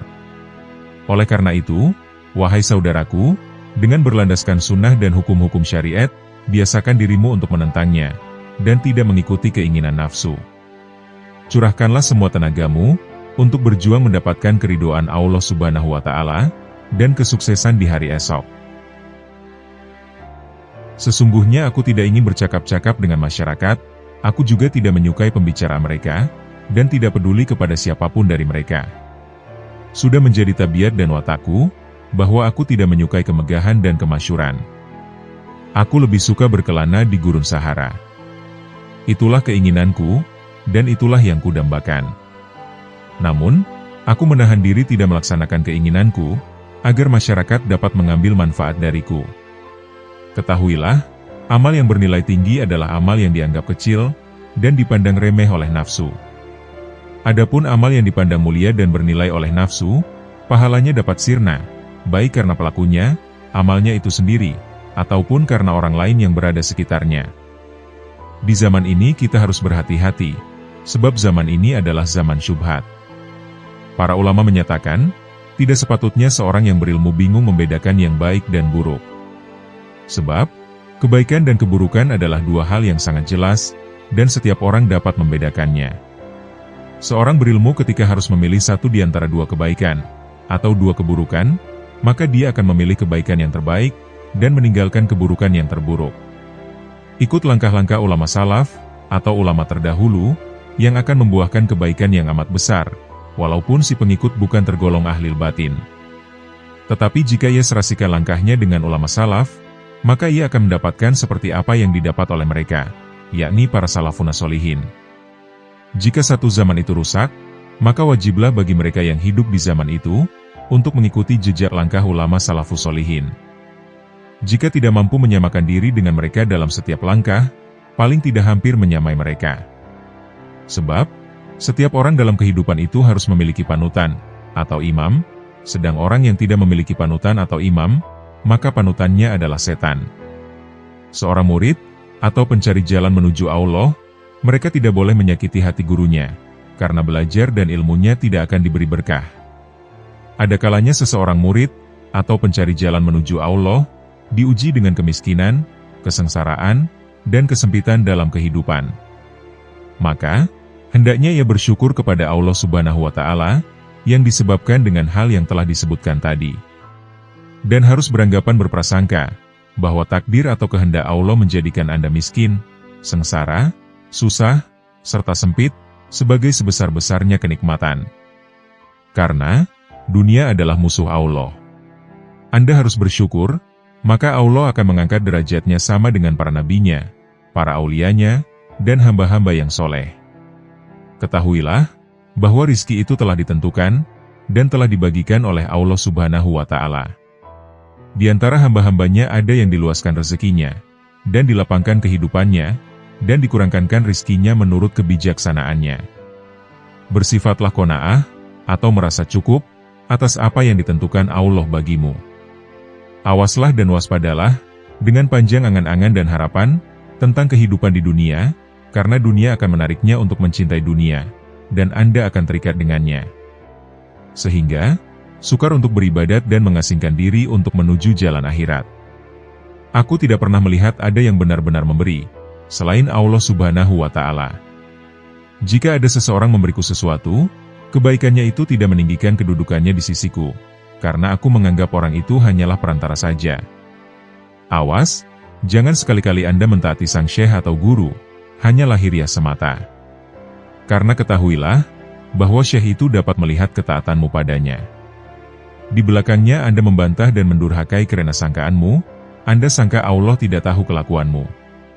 Sedangkan, syekhmu itu dekat dengannya. Kalau Anda begitu, Anda akan mendapatkan kecelakaan, kesempitan, dan kebinasaan. Bukankah Allah telah berjanji kepada kita? Barang siapa aku cintai, maka penglihatannya adalah penglihatanku, pendengarannya adalah pendengaranku, mulutnya adalah mulutku, tangannya adalah tanganku, dan kakinya adalah kakiku. Barang siapa memusuhinya atau menyakitinya, maka aku dan para malaikatku akan mengumandangkan perang terhadap dirinya. Persahabatan, pertemanan, dan pergaulan memiliki pengaruh yang sangat kuat untuk membuat seseorang menjadi baik maupun buruk. Persahabatan dan pergaulan dengan orang-orang soleh dan berbudi akan membawa manfaat. Sedangkan, persahabatan dan pertemanan dengan orang-orang fasik dan durhaka akan membawa bahaya. Hanya saja, manfaat persahabatan dengan orang soleh atau bahaya pergaulan dengan pendurhaka tersebut terkadang tidak tampak secara langsung. Akan tetapi, secara bertahap dan setelah berlangsung lama. Secara umum, pada awalnya kebaikan itu berat untuk dilakukan, tetapi akhirnya penuh dengan kenikmatan. Orang yang berbuat baik, ibarat seorang pendaki gunung terjal. Ia tidak akan merasa tenang, jika sebelum sampai ke puncaknya. Sedangkan, keburukan awalnya manis, dan akhirnya kelak akan menjadi berat. Orang yang melakukan perbuatan buruk adalah ibarat seorang yang jatuh dari puncak gunung atau atap sebuah rumah. Ia baru merasa kesakitan setelah mendarat di tanah. Tuntutlah ilmu dari orang-orang yang benar-benar, yang mewarisi ilmu dari Rasulullah Shallallahu Alaihi Wasallam, yang sanad isnadnya atau silsilah ilmunya sampai kepada Rasulullah. Para orang soleh itu setelah wafat hanya hilang jasadnya saja. Pada hakikatnya, mereka masih hidup seperti sedia kala, dan malah tambah tajam pandangan basirohnya, serta makin kuat tawajuhnya, atau menghadap kepada Allah Subhanahu wa Ta'ala. Jika sebelumnya kau sedikit melakukan sholat dan puasa sunnah, maka perbaikilah kekuranganmu dengan banyak bersolawat kepada Rasulullah Shallallahu Alaihi Wasallam. Andai kata sepanjang hidupmu engkau melakukan segala jenis ketaatan, dan kemudian Allah Ta'ala bersolawat kepadamu sekali saja, maka satu solawat Allah ini akan mengalahkan semua amalmu itu. Sebab, engkau bersolawat kepada Rasulullah sesuai dengan kekuatanmu, sedangkan Allah Subhanahu wa Ta'ala bersolawat kepadamu sesuai dengan kebesarannya. Ini jika Allah Subhanahu wa Ta'ala bersolawat kepadamu sekali. Lantas, bagaimana jika Allah Ta'ala membalas setiap solawatmu dengan 10 solawat, sebagaimana yang disebutkan dalam sebuah hadis sahih? Betapa indah hidup ini, jika engkau isi dengan ketaatan kepada Allah Subhanahu wa Ta'ala, dengan berzikir kepadanya, dan bersolawat kepada Rasulullah Shallallahu Alaihi Wasallam. Orang yang menggunakan masa sehatnya untuk bermaksiat kepada Allah Subhanahu wa Ta'ala adalah seperti seorang anak yang mendapat warisan dari ayahnya sebesar 1000 dinar. Kemudian ia gunakan semua uang itu untuk membeli ular dan kalajengking yang sangat berbisa, yang kemudian mengelilingi dan menggigitnya. Bukankah ular dan kalajengking tersebut akan membunuhnya? Jika kamu gunakan masa sehatmu untuk bermaksiat kepada Allah Subhanahu wa Ta'ala, maka nilaimu adalah seperti burung pemakan bangkai, yang terbang berkeliling mencari bangkai. Dimanapun jika ia dapatkan, maka ia segera mendarat. Jadilah seperti lebah, yang meskipun kecil, tapi ia memiliki cita-cita yang mulia. Ia hisap wewangian, dan ia produksi madu yang enak. Engkau telah terlalu lama bergelimang kemaksiatan, kini terjunlah ke dalam hal-hal yang dicintai Allah Subhanahu wa Ta'ala. Telah kujelaskan hakikat permasalahan ini kepadamu, tetapi orang yang lalai tidak akan sadar, meskipun telah memperoleh berbagai rencana. Sebab, wanita yang kurang waras akalnya, ketika putranya mati, ia justru akan tertawa. Begitu pula dirimu, engkau tinggalkan sholat malam, puasa sunnah, dan berbagai amal soleh lain yang dapat kau kerjakan dengan seluruh anggota tubuhmu, tetapi tidak sedikit pun engkau merasa sakit. Kelalaian telah membunuh hatimu. Orang hidup akan merasa sakit ketika tertusuk jarum. Akan tetapi, sesosok mayat tidak akan merasa sakit, meskipun tubuhnya dipotong-potong dengan sebilah pedang. Saat ini hatimu sedang mati. Karena itu, duduklah di majelis yang penuh hikmah. Sebab, di dalamnya terdapat hembusan karunia dari surga. Hembusan karunia itu dapat engkau temukan di rumahmu, dan di perjalananmu. Jangan tinggalkan majelis ilmu. Andai kata dirimu masih melakukan banyak maksiat, jangan berkata, "Apa manfaatnya aku datang ke majelis ilmu, sedangkan aku senantiasa bermaksiat, dan tidak mampu meninggalkannya?" Akan tetapi, lepaskanlah busur panahmu selalu. Jika hari ini tidak tepat sasaran, bisa jadi besok akan tepat sasaran. Engkau hendaknya berpikir untuk melakukan amal sebaik mungkin, bukan sebanyak mungkin. Banyak amal jika tidak dilakukan dengan baik, adalah seperti pakaian yang banyak jumlahnya, tetapi murah harganya. Sedangkan sedikit amal tetapi berkualitas, atau dikerjakan dengan baik, adalah seperti sedikit pakaian, tetapi mahal harganya. Amal yang berkualitas, atau dikerjakan dengan baik, adalah seperti sebuah intan berlian, yang kecil bentuknya, tetapi mahal harganya. Orang yang menjadikan hatinya selalu ingat kepada Allah Subhanahu wa Ta'ala, dan berjuang untuk melindungi hatinya dari pengaruh hawa nafsu, maka itu lebih utama daripada banyak melakukan sholat dan puasa sunnah, tetapi hatinya dikuasai hawa nafsu. Orang yang melakukan sholat dengan hati lalai adalah seperti seseorang yang menghadiahkan 100 peti kosong kepada seorang raja. Dan tentunya sang raja akan marah, dan selalu mengingat perbuatan buruknya ini. Sedangkan orang yang sholat dengan hati yang hadir, atau khusyuk, adalah seperti seorang yang menghadiahkan sebutir intan berlian, atau 100 dinar kepada seorang raja. Maka sang raja pun akan mengingatnya, dan akan memujinya selalu. Suatu perbuatan paling berbahaya yang harus kamu waspadai adalah dosa-dosa kecil. Sebab, ketika berbuat dosa besar, engkau menyadari bahayanya, dan akan segera bertobat. Tetapi, terhadap dosa-dosa kecil, engkau seringkali meremehkannya, dan tidak bertobat darinya. Engkau seperti seorang diselamatkan oleh Allah dari kejaran seekor harimau, atau permisalan dosa besar. Tetapi kemudian bertemu, dan diterkam oleh 50 ekor serigala, atau permisalan dosa kecil. Allah Ta'ala telah mewahyukan. Kalian menganggapnya suatu yang ringan saja. Padahal dia pada sisi Allah Subhanahu wa Ta'ala adalah besar. Quran Surat An-Nur, ayat 15. Dosa besar, jika disandarkan pada kemurahan Allah Subhanahu wa Ta'ala akan menjadi kecil. Sedangkan dosa-dosa kecil, jika kau lakukan secara terus-menerus, maka akan menjadi dosa besar. Racun meskipun sedikit akan mampu membunuh. Dosa kecil itu ibarat percikan-percikan api. Dan pada hakikatnya, api yang berkobar berasal dari percikan-percikan api kecil. Ukurlah dirimu dengan sholat. Jika ketika sholat engkau tidak memikirkan segala sesuatu selain Allah Subhanahu wa Ta'ala, maka berbahagialah. Tetapi jika tidak demikian, maka tangisilah dirimu setiap kali engkau gerakan kakimu menuju sholat. Pernahkah engkau melihat seorang kekasih yang tidak ingin bertemu kekasihnya? Allah Ta'ala telah berfirman, sesungguhnya sholat akan mencegah dari perbuatan-perbuatan keji dan mungkar. Quran Surat Al-Ankabut, ayat 45. Barang siapa ingin mengetahui kedudukannya di sisi Allah Subhanahu wa Ta'ala, maka ia perhatikan bagaimana sholatnya. Apakah ia kerjakan dengan tenang dan khusyuk, atau dengan tergesa-gesa dan lalai? Jika sholat tersebut ternyata kau lakukan dengan lalai dan tergesa-gesa, maka taburkanlah pasir ke wajahmu. Seseorang yang duduk bersama penjual parfum akan mencium aroma wanginya. Sedangkan sholat adalah sebuah ibadah, yang seakan-akan kita sedang duduk bersama Allah Subhanahu wa Ta'ala. Jika engkau duduk bersama Allah Subhanahu wa Ta'ala, tetapi tidak memperoleh apa-apa, itu tandanya dalam hatimu terdapat penyakit.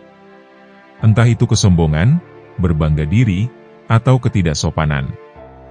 Allah Subhanahu wa Ta'ala mewahyukan, Aku akan memalingkan orang-orang yang menyombongkan dirinya di muka bumi tanpa alasan yang benar, dari tanda-tanda kekuasaanku.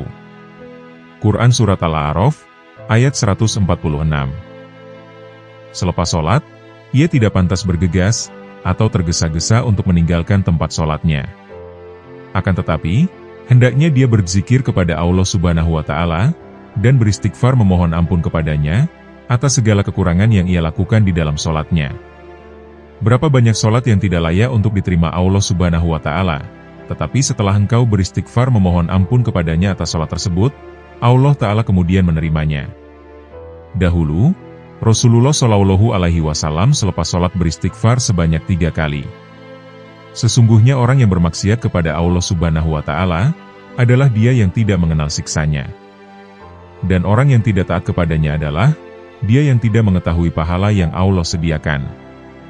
Andai kata mereka melihat siksa neraka, tentu mereka tidak akan lalai.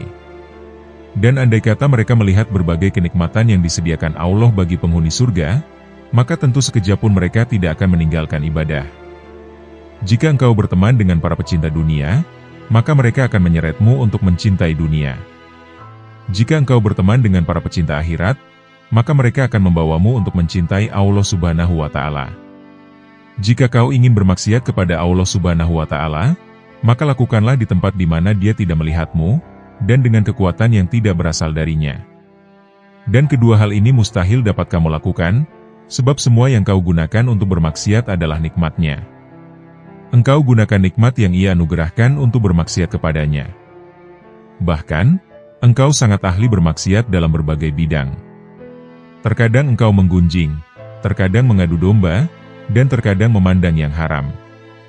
Ibadah yang kau bangun selama 70 tahun, engkau robohkan dalam sekejap. Wahai penghancur ketaatan, sebab Allah Subhanahu wa Ta'ala menjadikanmu miskin adalah agar kau berdoa dan memohon kepadanya. Wahai orang yang menenggelamkan nafsunya dalam berbagai keinginan jahat dan maksiat. Andai saja engkau beri nafsumu hal-hal yang mubah, atau tidak berdosa dan tidak berpahala. Mengapa engkau tidak mencintai Dia, yang ketika kau berbuat buruk kepadanya, justru memberimu berbagai nikmat, dan bermurah kepadamu? Jika ingin membersihkan air, maka akan kau singkirkan segala hal yang dapat mengotorinya. Anggota tubuhmu ini seperti selokan-selokan yang bermuara ke hati. Karena itu, jangan kau alirkan kotoran ke dalam hatimu, seperti pergunjingan, pengadu dombaan, ucapan yang buruk, pandangan yang haram, dan lain sebagainya. Hati akan bercahaya dengan memakan makanan halal, berzikir, membaca Al-Quran, dan menjaga mata dari pandangan yang tidak mendatangkan pahala, pandangan yang kurang disukai agama, dan pandangan yang haram. Jangan biarkan matamu memandang sesuatu, kecuali jika pandangan itu menambah ilmu dan hikmahmu. Orang yang bahagia adalah orang yang disenangkan oleh Allah tanpa alasan tertentu. Dan orang yang sengsara adalah orang yang disengsarakan Allah tanpa sebab tertentu. Demikianlah menurut ilmu hakikat. Sedangkan menurut ilmu syariat, orang yang bahagia adalah orang yang oleh Allah diberi kesenangan dengan melakukan berbagai amal saleh. Dan orang yang disengsarakan oleh Allah adalah orang yang meninggalkan amal-amal saleh dan yang melanggar syariat agama. Orang yang sengsara adalah orang yang mengikuti hawa nafsunya. Barang siapa mengenal dirinya, ia tidak akan melihat selain Allah Subhanahu wa Ta'ala. Barang siapa tidak mengenal dirinya, ia tidak akan melihat Allah Subhanahu wa Ta'ala. Barang siapa tidak memelihara waktunya, ia tidak akan selamat dari bencana. Dalam qanaah, terdapat ketentraman dan keselamatan. Dan dalam tamak, terdapat kehinaan dan penyesalan. Orang yang arif melihat aib-aib dirinya, sedangkan orang yang lalai akan melihat aib-aib orang lain. Orang yang bahagia adalah orang yang melawan hawa nafsunya, berpaling dari alam, untuk menghadap kepada penciptanya, dan melewatkan waktu-waktu pagi dan sore, dengan meneladani sunnah nabinya. Kesuksesanmu adalah ketika kamu membenci nafsumu, dan kehancuranmu adalah saat kamu meridainya. Karena itu bencilah nafsumu, dan jangan meridainya, niscaya kamu akan berhasil meraih segala cita-citamu, insya Allah. Berprasangka baiklah kepada sesama hamba Allah. Sebab, buruk sangka timbul karena tiadanya taufik. Ridolah selalu pada qada, bersikap sabarlah, walaupun musibah yang kamu alami teramat besar. Sebagaimana firman Allah, sesungguhnya hanya orang-orang yang bersabarlah, yang akan dibalas dengan pahala tanpa batas. Quran Surat Az-Zumar, ayat 10. Ketahuilah oleh kalian, sesungguhnya Allah Subhanahu wa Ta'ala bertajalli, atau mengagungkan dirinya di hati para kekasihnya, yakni para kaum arifin. Karena mereka menghapus selainnya di hati mereka, dan mereka menghilangkan selain Allah Subhanahu wa Ta'ala dalam pandangan mereka terhadap semesta, dan pada setiap kejadiannya, bahwa semuanya adalah semata-mata ciptaan Allah Subhanahu wa Ta'ala. Dan mereka melalui siang, pagi serta sore hari, selalu dalam keadaan taat kepadanya. Mereka selalu beribadat, serta berharap dan takut kepadanya, serta selalu ruku dan bersujud kepadanya. Mereka selalu dalam keadaan bahagia dan gembira, serta ridho dengan segala ketentuan kado dan qadar yang telah ditentukan Allah Subhanahu wa Ta'ala atas mereka. Berkata Nabi Ayyub alaihi salam, "Mana aku hendak memilih di antara dua perkara, maka aku akan memilih perkara yang ada ridho Allah Subhanahu wa Ta'ala di dalamnya. Karena hanya hal itulah yang mendatangkan kemaslahatan bagiku." Berkata kaum arifin, "Kalau sekiranya kedua mataku melihat selain Allah, maka akan kubutakan. Kalau sekiranya kedua telingaku mendengar selain Allah, maka akan kutulikan. Dan bila mana lidahku berkata yang tidak diperintahkan Allah, maka akan kupotong. Sedikit amal dari hati, akan menyamai amal seluruh manusia dan jin. Sesungguhnya bala yang menimpamu pada saat lupamu bila engkau menyadarinya adalah, merupakan jalanmu untuk kembali mengenal Allah Subhanahu wa Ta'ala, dan kembali mendekatkan dirimu kepadanya pada saat engkau meminta bala tersebut dihilangkannya. Dan bala sesungguhnya adalah, bila mana engkau melupakan Allah Subhanahu wa Ta'ala, dan engkau lupa bahwa dirimu selalu fakir kepadanya. Beristiqomahlah kalian dalam setiap amal. Karena para ahli kasyaf sekalipun semua bermohon kepada Allah Subhanahu wa Ta'ala, agar mereka diberikan kekuatan dalam beristiqomah, agar mereka tidak jatuh dalam keadaan terhijab darinya. Ketahuilah oleh kalian, marifat kepada Allah Subhanahu wa Ta'ala adalah dengan kejelasan, dan bukan dengan tersamar, dan bila mana seorang hamba diberinya marifat kepadanya, maka ia pasti akan melihat semua amal yang dicintai oleh Rasulullah Shallallahu Alaihi Wasallam. 3 kelompok manusia yang membuatku heran hingga tertawa. Yang pertama adalah orang yang senantiasa mengangan-angankan dunia, padahal kematian selalu mengejarnya. Yang kedua adalah orang yang lalai, padahal semua perbuatannya tidak akan dilalaikan, atau akan dibalas. Yang kedua adalah orang yang tertawa, padahal dia tidak tahu bahwa Allah Subhanahu wa Ta'ala yang Maha memelihara alam semesta, murka atau ridho kepadanya. Hati dan jasad adalah seperti seorang tunanetra dan seorang lumpuh yang mereka memasuki sebuah kebun.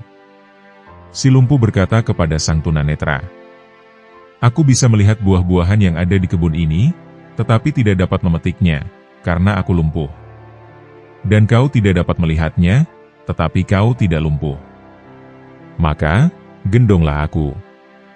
Sang tunanetra menggendong si lumpuh, dan memetik buah-buahan tersebut, kemudian mereka memakannya. Ruh dan jasad yang bekerja sama untuk berbuat maksiat kepada Allah Subhanahu wa Ta'ala, maka keduanya layak mendapat siksa. Wahai saudaraku, telah kuperingatkan engkau agar tidak sombong. Ingatlah bahwa Allah Subhanahu wa Ta'ala senantiasa mengawasimu. Oleh karena itu, jangan sekali-kali menghina seseorang atau menolak kebenaran yang disampaikan kepadamu. Allah Subhanahu wa Ta'ala murka kepada seseorang yang bersikap demikian, dan Ia akan merendahkan mereka yang menyombongkan diri. Bagaimana engkau dapat menghina seorang Muslim, padahal engkau tidak pernah tahu bagaimana akhir usiamu kelak? Di samping itu, engkau juga tidak mengetahui kelak engkau akan masuk mana, surga ataukah neraka. Jika mau bersikap jujur, maka yang paling pantas untuk kau hina adalah dirimu sendiri. Sudahkah kau teliti keburukan-keburukan dirimu dan kekotoran jiwamu, yang tidak diketahui orang lain, sehingga kau sucikan hati orang lain, dan kau cela dirimu sendiri? Sesungguhnya kau dilarang untuk memuliakan, dan menyucikan dirimu sendiri. Perbuatan ini haram bagimu. Dan jika kau lakukan, kelak di hari kiamat, engkau akan berada di bawah telapak kaki orang-orang yang kau hina di dunia. Renungkanlah ini, dan memohonlah kepada Allah Subhanahu wa Ta'ala untuk menolongmu menghapuskan kesombongan dari hatimu. Semoga Allah Subhanahu wa Ta'ala melindungi kita semua dari sifat sombong ini. Berziarahlah kamu kepada orang-orang soleh, karena orang-orang soleh adalah obat hati. Sebaik-baiknya teman adalah Al-Quran, dan seburuk-buruknya teman adalah syaitan. Bermaksiatlah sepuas kamu, pasti kamu akan mati. Dan beramal solehlah sepuas kamu, pasti kamu akan mati. Orang yang buta, bukanlah orang yang melihat banyaknya harta.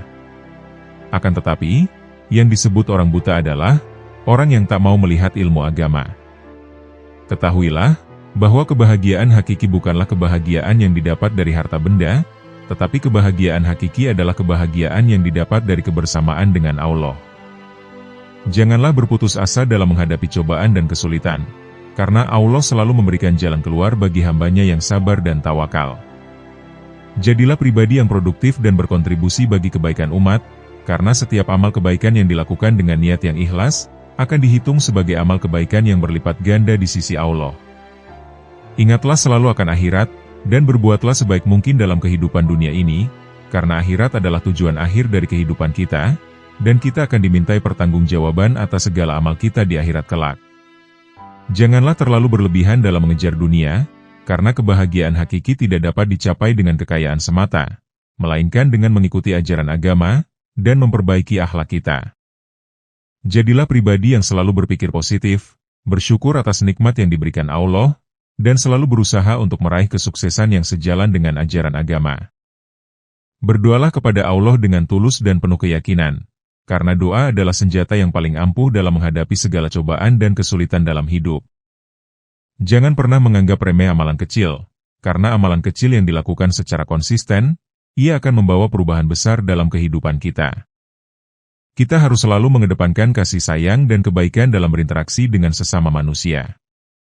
Karena dengan begitu, kita dapat membangun hubungan yang harmonis, dan menjalin kerjasama yang baik dalam menghadapi berbagai tantangan hidup. Tidak ada kekuatan yang lebih besar daripada kekuatan kesabaran, dan keteguhan hati dalam menghadapi berbagai cobaan dan kesulitan hidup.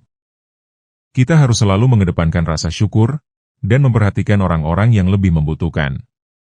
Karena dengan begitu, maka kita dapat mengembangkan rasa empati, dan mencapai kedamaian batin yang sejati. Jadilah pribadi yang berprinsip dan teguh pada nilai-nilai kebenaran, sehingga kita dapat menjadi teladan bagi orang lain, dan memberikan pengaruh positif dalam masyarakat. Jangan pernah menyerah pada kegagalan atau kesulitan yang dihadapi, karena setiap kesulitan akan membawa kita pada kesempatan untuk belajar dan tumbuh menjadi pribadi yang lebih baik lagi. Kita harus selalu memperbaiki diri dan memperhatikan pengembangan diri secara terus-menerus, karena kebahagiaan sejati adalah ketika kita dapat mengembangkan potensi diri dan meraih kesuksesan dengan cara yang baik dan benar.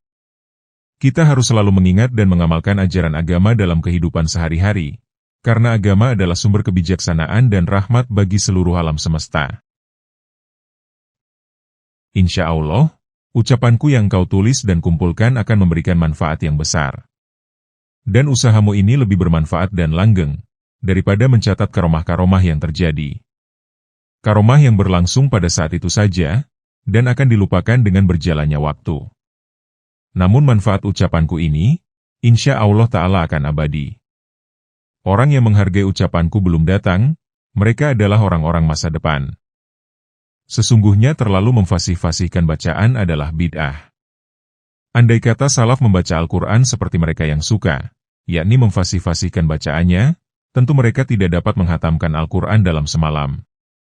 Imam Ghazali juga pernah berkata, bahwa hudhur dan khusyuk dalam membaca Al-Quran, tidak mungkin dapat dirasakan oleh orang yang membaca Al-Quran dengan terlalu memfasihkan huruf, dan memberi tekanan berlebihan pada tasyid-tasyidnya.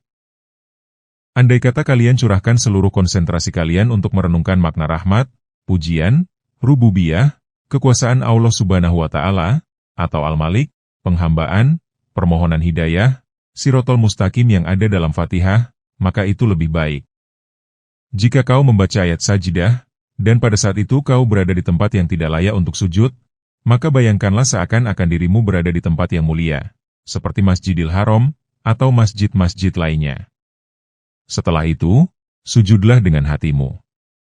Syekh Abdul Qadir Al-Jailani radhiyallahu anhu, dalam bukunya yang berjudul Al-Gunyah beliau mengatakan, jika aku berdiri mengerjakan sholat, maka bayangkanlah seakan-akan engkau sedang menghadap Ka'bah, dan saksikanlah Ka'bah itu dengan hatimu. Niscaya, engkau akan meningkat ke makom yang lain. Kerjakanlah sholat. Karena Allah Subhanahu wa Ta'ala memerintahkannya. Jadikanlah makna segala sesuatu sebagai tujuanmu. Jangan jadikan cara pengucapan huruf, atau mahroj, dan sejenisnya, sebagai pusat perhatianmu dalam sholat. Akan tetapi amati dan renungkanlah, atau tadaburi makna ayat yang engkau baca. Apa yang menghalangimu untuk merenungkan makna basmalah, arti rahmat ayat pertama dan makna syukur. Renungkan dengan pemberi nikmat, dan pemelihara alam, makna rahmat di ayat ketiga, makna raja dan penguasa, makna ibadah, pertolongan, hidayah, Shirotol Mustaqim, dan orang-orang yang berjalan di atasnya, yaitu orang-orang yang diberi nikmat oleh Allah Subhanahu wa Ta'ala. Renungkan tentang orang-orang yang berpaling, yakni orang-orang yang dimurkai Allah Subhanahu wa Ta'ala. Manusia mempunyai dua sayap yang dapat ia gunakan untuk terbang ke tempat yang mulia, yaitu niat dan himmah, atau semangat dan tekad. Sedangkan penghuni zaman ini berpijak pada salah satu di antara keduanya. Ada yang memiliki niat, tapi tidak memiliki himmah. Ada yang himmahnya besar, tapi belum memiliki niat. Jika seseorang mempunyai niat, kemudian memperoleh himmah, maka Allah Subhanahu wa Ta'ala akan memperhatikannya, dan akan menyampaikannya pada tujuan. Niat itu sebelum himmah, dan himmah sebelum amal. Setiap zaman terdapat 124.000 wali, dan setiap wali mewarisi hal dari Nabi Shallallahu Alaihi Wasallam. Di antara mereka ada yang tahu dirinya wali, tapi ada juga yang tidak tahu. Imam Junaid radhiyallahu anhu berkata, barang siapa membuka bagi dirinya satu pintu niat baik, maka Allah Subhanahu wa Ta'ala membukakan baginya 70 pintu taufik.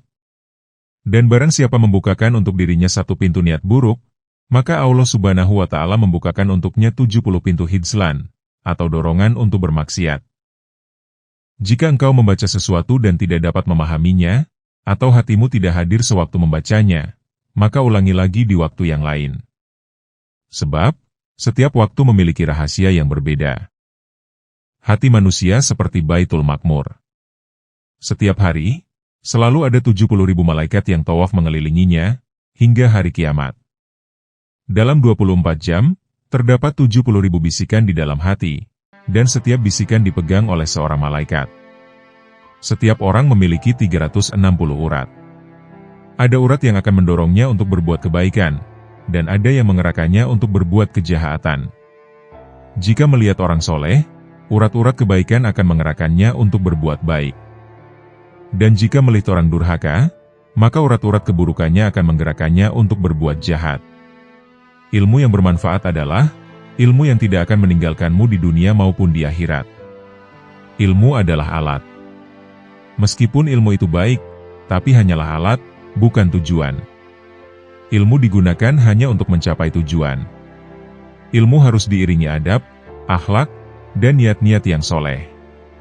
Ilmu demikian inilah yang dapat mengantarkan seseorang kepada makom-makom yang tinggi.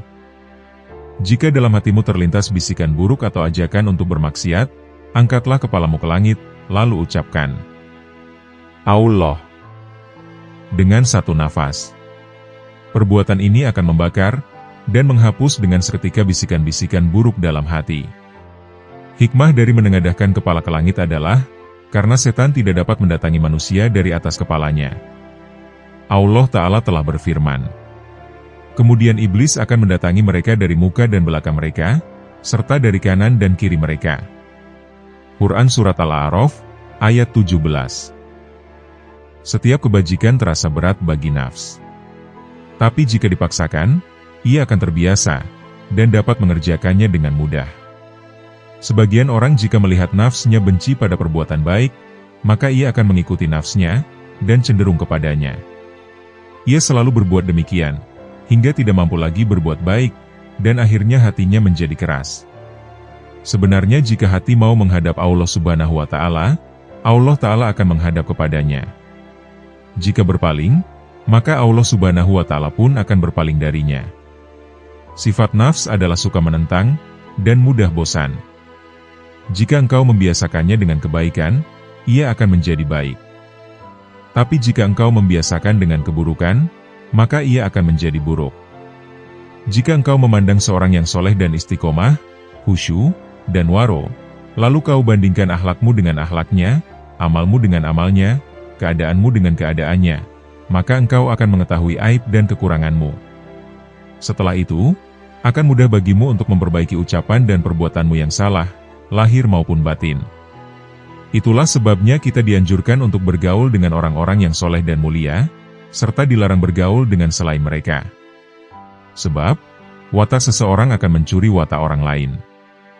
Jika tidak engkau temukan teman duduk yang soleh, maka pelajarilah buku, sifat, riwayat hidup, dan semua perilaku kaum solihin. Camkanlah, jangan sampai kalian tidak mempelajari ilmu bahasa nahwu dan sorof. Karena ilmu bahasa merupakan dasar, dan perantara kalian untuk memahami semua ilmu. Wahai saudaraku, berprasangka baiklah kepada Allah Subhanahu wa Ta'ala, wujudkanlah kebenaran janjinya. Cukuplah bagi kita firman Allah Subhanahu wa Ta'ala, seperti yang telah disabdakan Rasulullah Shallallahu Alaihi Wasallam. Aku bersama prasangka hambaku terhadapku, maka berprasangkalah kepadaku sesukamu. Jika seorang hamba memperdulikan penyakit hati seperti penyakit badan, niscaya mereka akan mendapatkan tabib di hadapan mereka. Akan tetapi, sedikit sekali yang membahas masalah ini, karena mereka telah dikuasai nafsu dan akal. Jika tak ada ketamakan, dan tak ada satu makhluk pun keluar dari lingkaran jejak Rasulullah, maka tidak akan ada manusia mengejar dunia yang fana ini, atau berpaling dari kebahagiaan akhirat yang kekal. Tak ada derajat yang lebih tinggi daripada prasangka baik. Karena di dalam prasangka baik, terdapat keselamatan dan keberuntungan. Di dalam keluasan rahmat Allah Subhanahu wa Ta'ala, sirnalah amalmu seperti amal setiap makhluk. Di dalam rahasia Allah Subhanahu wa Ta'ala, yang dititipkan pada makhluknya, terdapat sesuatu yang mengharuskan untuk berkeyakinan, bahwa semua makhluk adalah aulia. Keteguhan yang sempurna berbeda-beda. Keteguhan dalam perkataan, berbeda dengan keteguhan dalam perbuatan. Keteguhan dalam perbuatan, berbeda dengan keteguhan dalam beramal. Keteguhan dalam beramal, berbeda dengan keteguhan dalam mencari. Keteguhan dalam mencari, berbeda dengan keteguhan dalam apa yang dicari. Sedangkan hakikatnya secara utuh, dan merupakan kedudukan yang terakhir adalah, tidak memalingkan pandangan dari Allah Subhanahu wa Ta'ala sekedip mata pun, bahkan yang lebih cepat dari itu. Janganlah engkau putuskan kehadiranmu di tempat-tempat yang baik, karena alasan kesibukan dunia. Hati-hatilah, karena itu merupakan tipu daya setan. Hadirkanlah Allah Subhanahu wa Ta'ala ketika sendirian. Sembahlah Dia, seakan melihatnya. Dan jika tidak melihatnya, sesungguhnya Dia melihatmu. Orang yang lalai mengira bahwa dirinya mencapai kelezatan dunia, tanpa mengetahui bahwa sebenarnya kemanisan dunia bercampur dengan kepahitannya. Sedangkan kehidupan indah yang sebenarnya adalah berpaling dari dunia, kemudian masuk ke hadirat yang maha kaya dengan sifat fakir, miskin, lalu memetik sesuatu yang indah dari tempat itu. Kerjakanlah segala perintah Allah Subhanahu wa Ta'ala, dan tinggalkanlah larangannya. Jangan sampai Allah Subhanahu wa Ta'ala melihatmu melakukan apa yang dilarangnya, atau kehilanganmu pada perintahnya. Bangkitlah untuk memenuhi hak Allah Subhanahu wa Ta'ala. Bersemangatlah melakukan sesuatu yang membuat para salaf mulia. Cabutlah ketajaman dari sarung pedang tabiatmu, yang akan membelah akar cinta dari asalnya.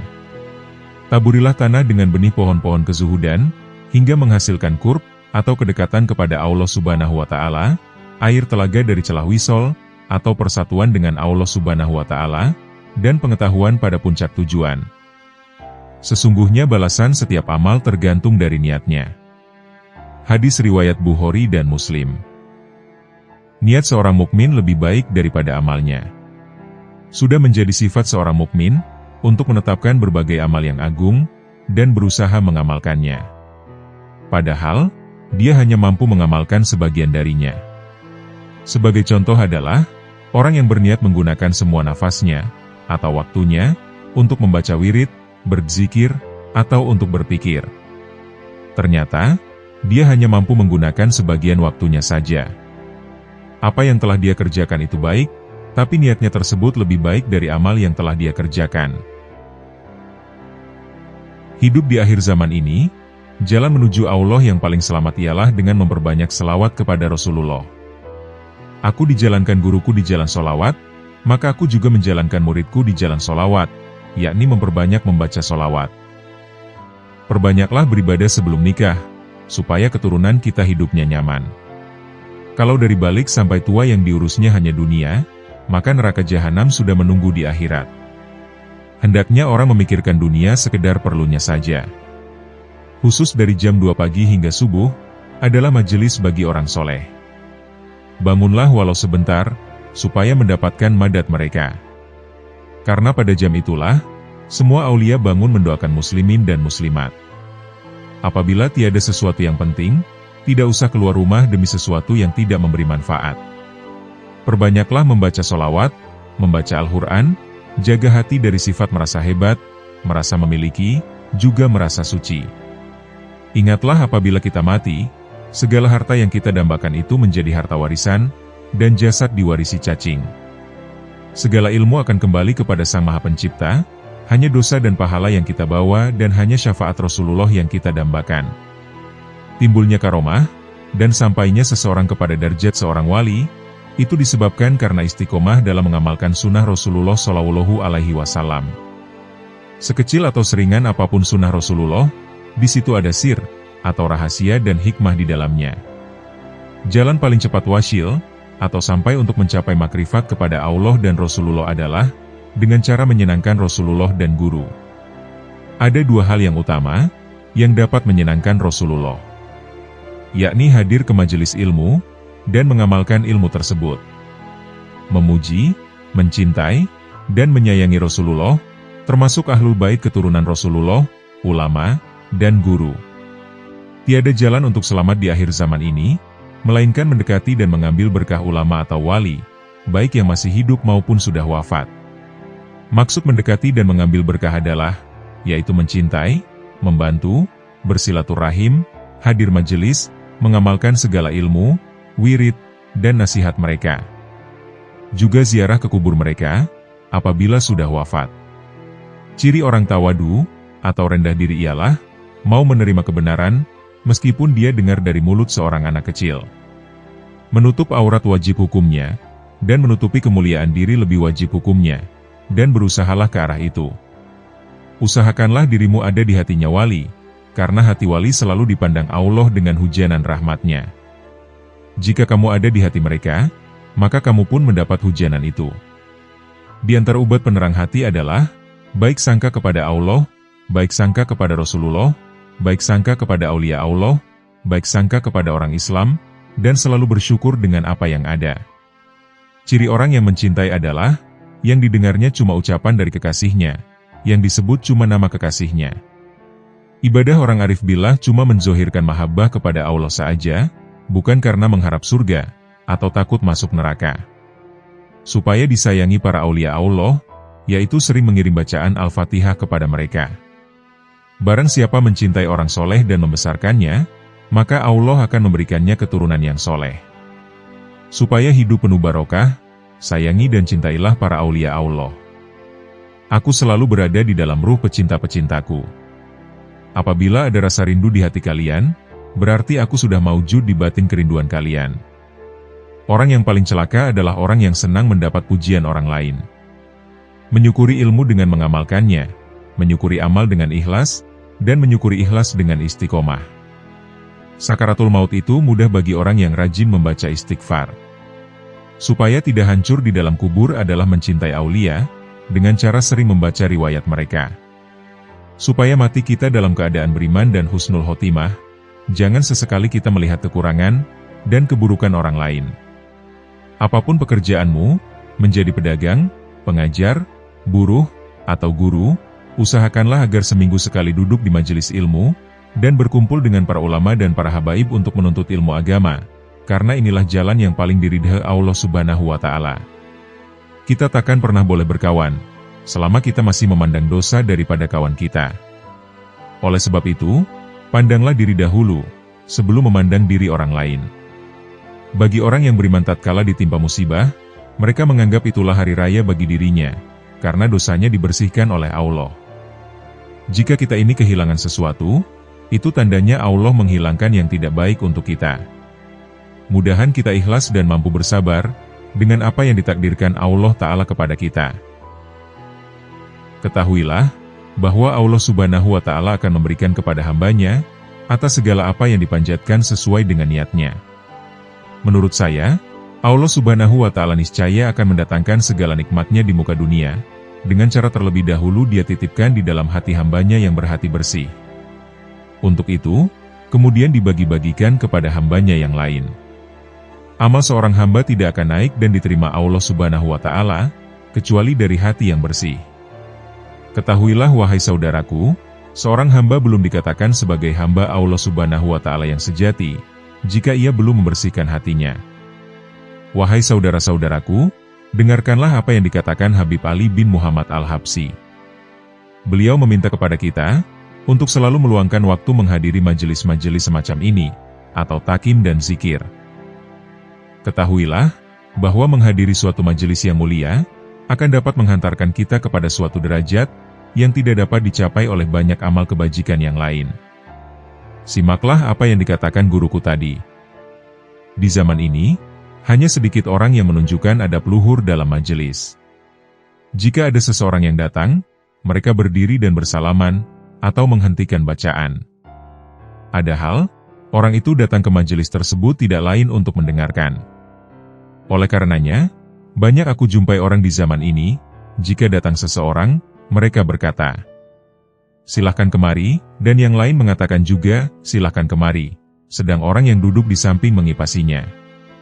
Gerakan-gerakan dan kegaduhan yang mereka timbulkan, akan menghapus keberkahan majelis itu sendiri. Keberkahan majelis bisa diharapkan, apabila yang hadir beradab, dan duduk di tempat yang mudah mereka capai. Jadi, keberkahan majelis itu pada intinya adalah adab, sedangkan adab dan pengagungan itu letaknya di hati. Oleh karena itu, wahai saudara-saudaraku, aku anjurkan kepada kalian, hadirilah majelis-majelis khair, atau majelis yang baik. Ajaklah anak-anak kalian ke sana, dan biasakan mereka untuk mendatanginya, agar mereka menjadi anak-anak yang terdidik baik, lewat majelis-majelis yang baik pula. Saat-saat ini, aku jarang melihat santri-santri atau siswa-siswa madrasah yang menghargai ilmu.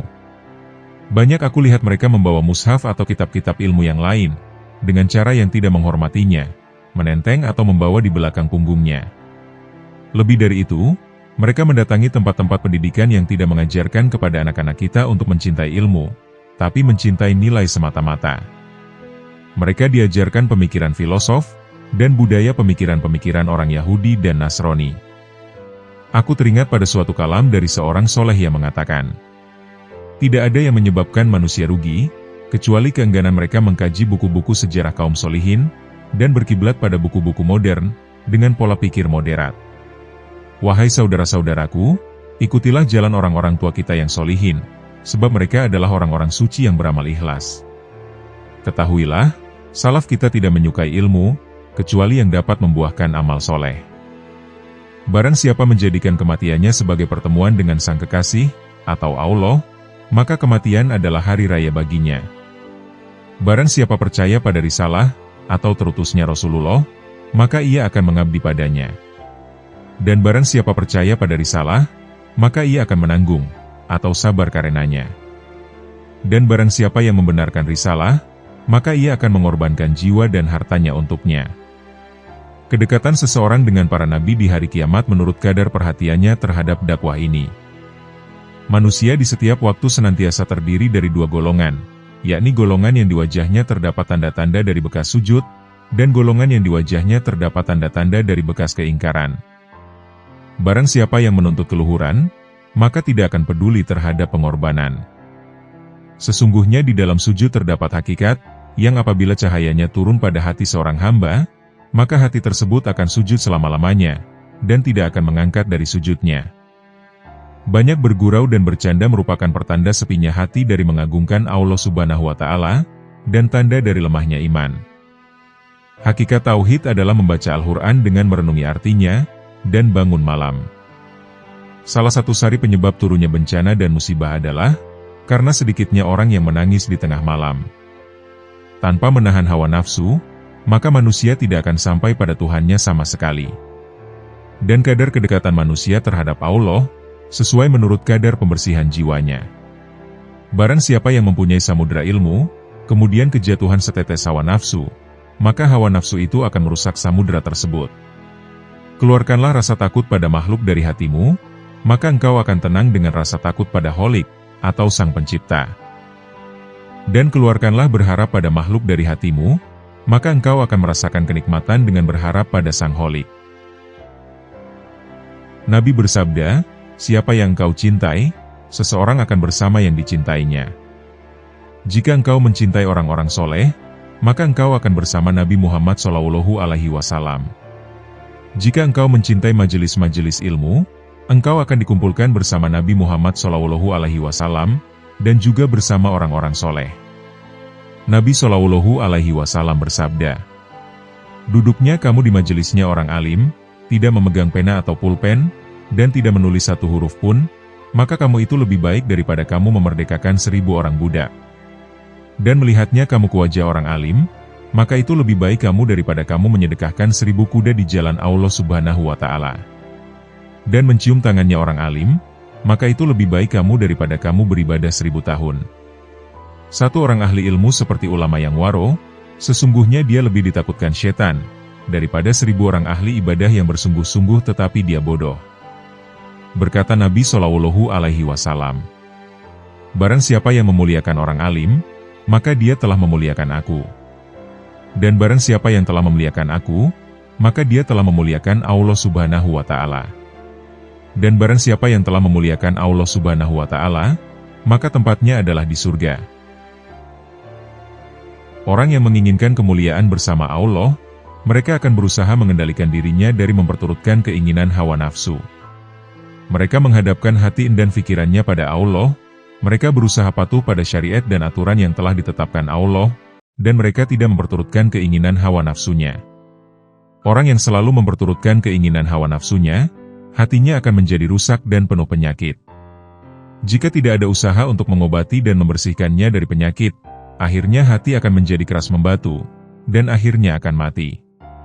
Dalam hati mereka ada penyakit, lalu ditambah Allah penyakitnya, dan bagi mereka siksa yang pedih, disebabkan mereka berdusta. Quran Surat Al-Baqarah, ayat 10. Para ahli tasawuf membagi nafsu manusia menjadi 7 tingkatan, yaitu diantaranya adalah: yang pertama adalah nafsul amarah. Ini adalah tingkatan yang paling rendah. Nafsul amarah cenderung mendorong manusia untuk melakukan perbuatan keji dan rendah. Keberadaan nafsu ini disebutkan dalam Quran Surat Yusuf ayat 53. Yang kedua adalah nafsu lawwah. Tingkat yang lebih tinggi lagi adalah nafsu lawwah. Nafsu ini sering mengkritik dan menyesali tindakan yang tidak patut, yang dilakukan atas dorongan nafsu lawwah. Keberadaan nafsu ini disebutkan dalam Quran Surat Al-Qiyamah ayat 2. Yang ketiga adalah nafsul mulhamah. Tingkat nafsu yang ketiga adalah nafsul mulhamah. Keberadaannya disebutkan dalam Quran Surat Asy-Syam ayat 7 hingga 10. Yang keempat adalah nafsul mutmainah. Keberadaan nafsu ini disebutkan dalam Quran Surat Al-Fajr ayat 27 hingga 31. Yang kelima adalah nafsul rodiyah. Orang yang mencapai tingkat ini, ia selalu merasa puas dengan apa yang diterimanya dari Allah. Bagi mereka, sama saja kejadian baik maupun buruk yang menimpanya. Yang keenam adalah nafsul mardiyah. Tingkat ini lebih tinggi daripada nafsul rodiyah. Ia adalah orang yang sangat dekat dan dicintai Allah. Merekalah yang dimaksud oleh salah satu hadis qudsi. Senantiasa hambaku mendekatkan diri kepadaku, dengan mengerjakan ibadah-ibadah sunnah, hingga aku cinta padanya. Maka apabila aku telah mencintainya, jadilah aku pendengarannya yang dengannya ia mendengar, penglihatannya yang dengannya ia melihat, perkataannya yang dengannya ia berkata-kata, jadilah aku tangannya yang dengannya ia berbuat, jadilah aku kakinya yang dengannya ia melangkah, dan akalnya yang dengannya ia berfikir. Yang ketujuh adalah nafsul kamilah. Ini adalah tingkatan para nabi dan rasul, manusia suci dan sempurna, yang selalu berada dalam pengawasan dan bimbingannya. Makomnya akan terpelihara dari perbuatan yang tercela. Untuk meraih tingkatan nafsu dari level rendah sampai yang tinggi seperti tersebut tadi, diperlukan perjuangan yang gigih dan ulet. Tidak bisa didapat dengan santai, tanpa hanya usaha yang maksimal. Untuk naik dari satu tingkat ke tingkat yang lebih tinggi, dibutuhkan waktu yang cukup lama, sampai bertahun-tahun. Jika suatu wilayah sudah tidak ada lagi cahaya Allah, atau hukum syaranya sudah dilecehkan, manusia sudah tidak lagi menyembah Allah, Tuhannya adalah uang, jabatan, dan hawa nafsu, maka efeknya adalah pembersihan total. Mereka akan disucikannya kembali dengan teguran bencana sebagai pemusnahan berhala-berhala. Maka dari itu, umur keberlangsungan dunia itu tergantung bagaimana manusia-manusianya mengakui dengan perbuatan hati, bahwa tiada Tuhan selain Allah, yang maha berkuasa dalam memberi maslahat dan menarik mudorot. Jadilah sebenar-benar hamba Allah, yang tiada pernah mengangankan ataupun mencita-citakan selainnya. Ridolah dengan pengaturan-pengaturannya, baik pada dirimu maupun orang lain. Setujuilah kodok-kodarnya, karena tugas kita hanyalah menurutinya di segala kondisi. Dan yakinlah bahwa pengaturannya adalah sebaik-baiknya pengaturan yang pandai dan cermat untuk kita, karena kita belum tentu bias mengatur kebaikan untuk diri sendiri. Yakin dan percayalah engkau akan mendapatkan yang lebih baik di akhirat kelak, yang telah Allah sediakan untuk hamba-hambanya yang menurutinya. Demikianlah kumpulan nasihat kehidupan dari para waliullah. Semoga Allah Subhanahu wa Ta'ala mengumpulkan kita dengan para kekasihnya, di dunia maupun akhirat. Semoga kita dapat meneladani kepribadian akhlak para kekasih Allah, serta mengambil hikmah dari kisah-kisahnya. Dan semoga dengan apa yang telah kami sampaikan, dapat menambah ketakwaan kita kepada Allah Subhanahu wa Ta'ala. Wallahu a'lam bishawab.